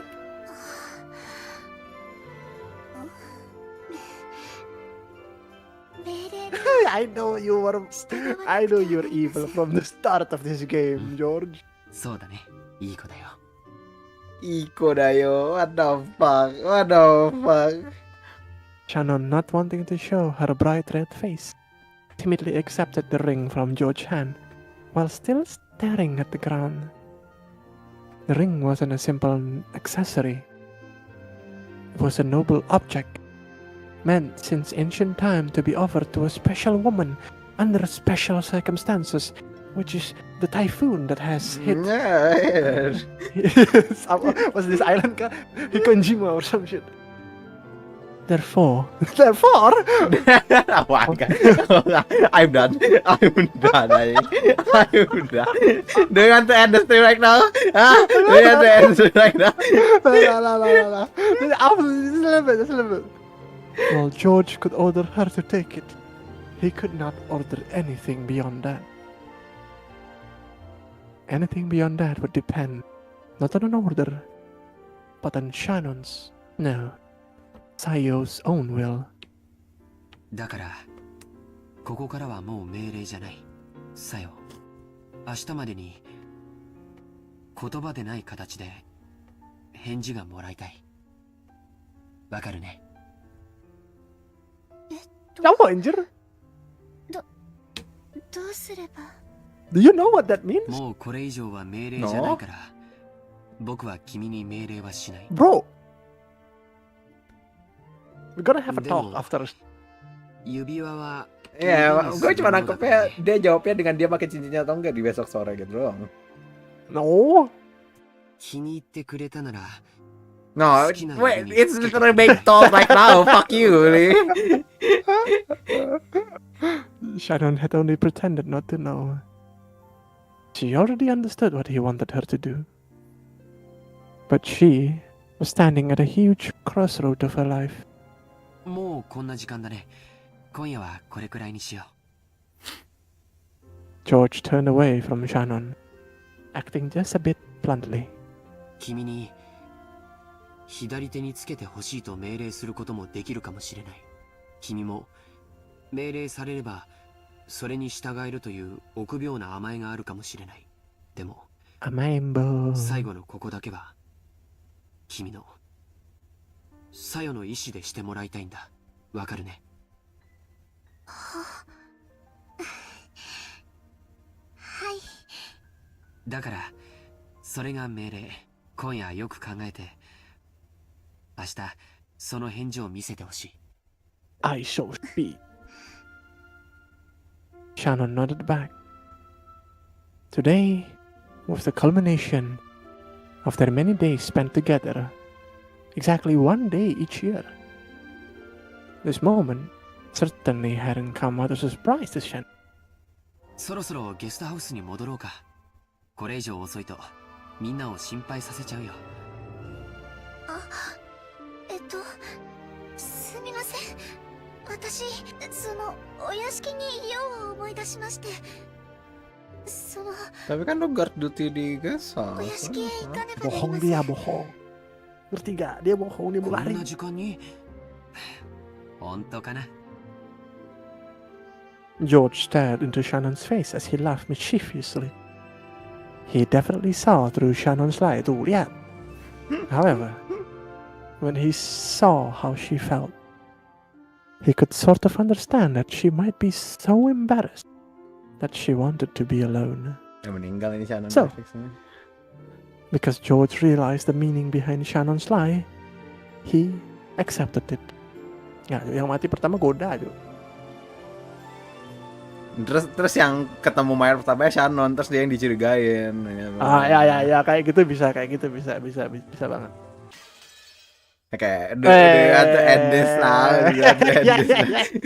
We don't have any fucking concentration at all. Yeah. Well, so it. My God, or something. Oh my God. I have zero emotion right now. My emotion is totally broken. I don't care about what happened there. Oh my God, ini pas banget mau cliffhanger lagi ya. Oh my God, really? Your call. Aku masih bisa. Kali itu. Thank you for visiting VN Saturday this week, even though it's a holiday season.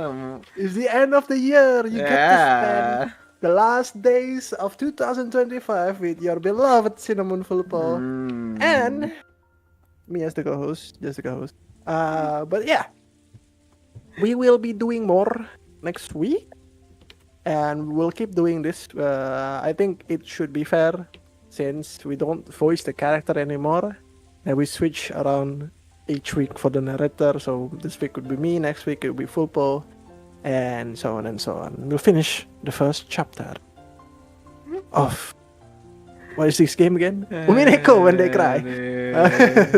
Oh my god. I apologize if I am the one narrating. I may have, some impulsive thoughts of what to say during the reading process. I assure you, dear viewers, these are merely just attempts of flavoring things up. Okay, But then. yeah. Gimana, Po? Anything more to say? And enjoy Merry Christmas, belated Merry Christmas, and Happy New Year. Happy New to Year everyone. after 4 days from now on. Bye bye. Bye bye. We end The end. Let's go, Johnny.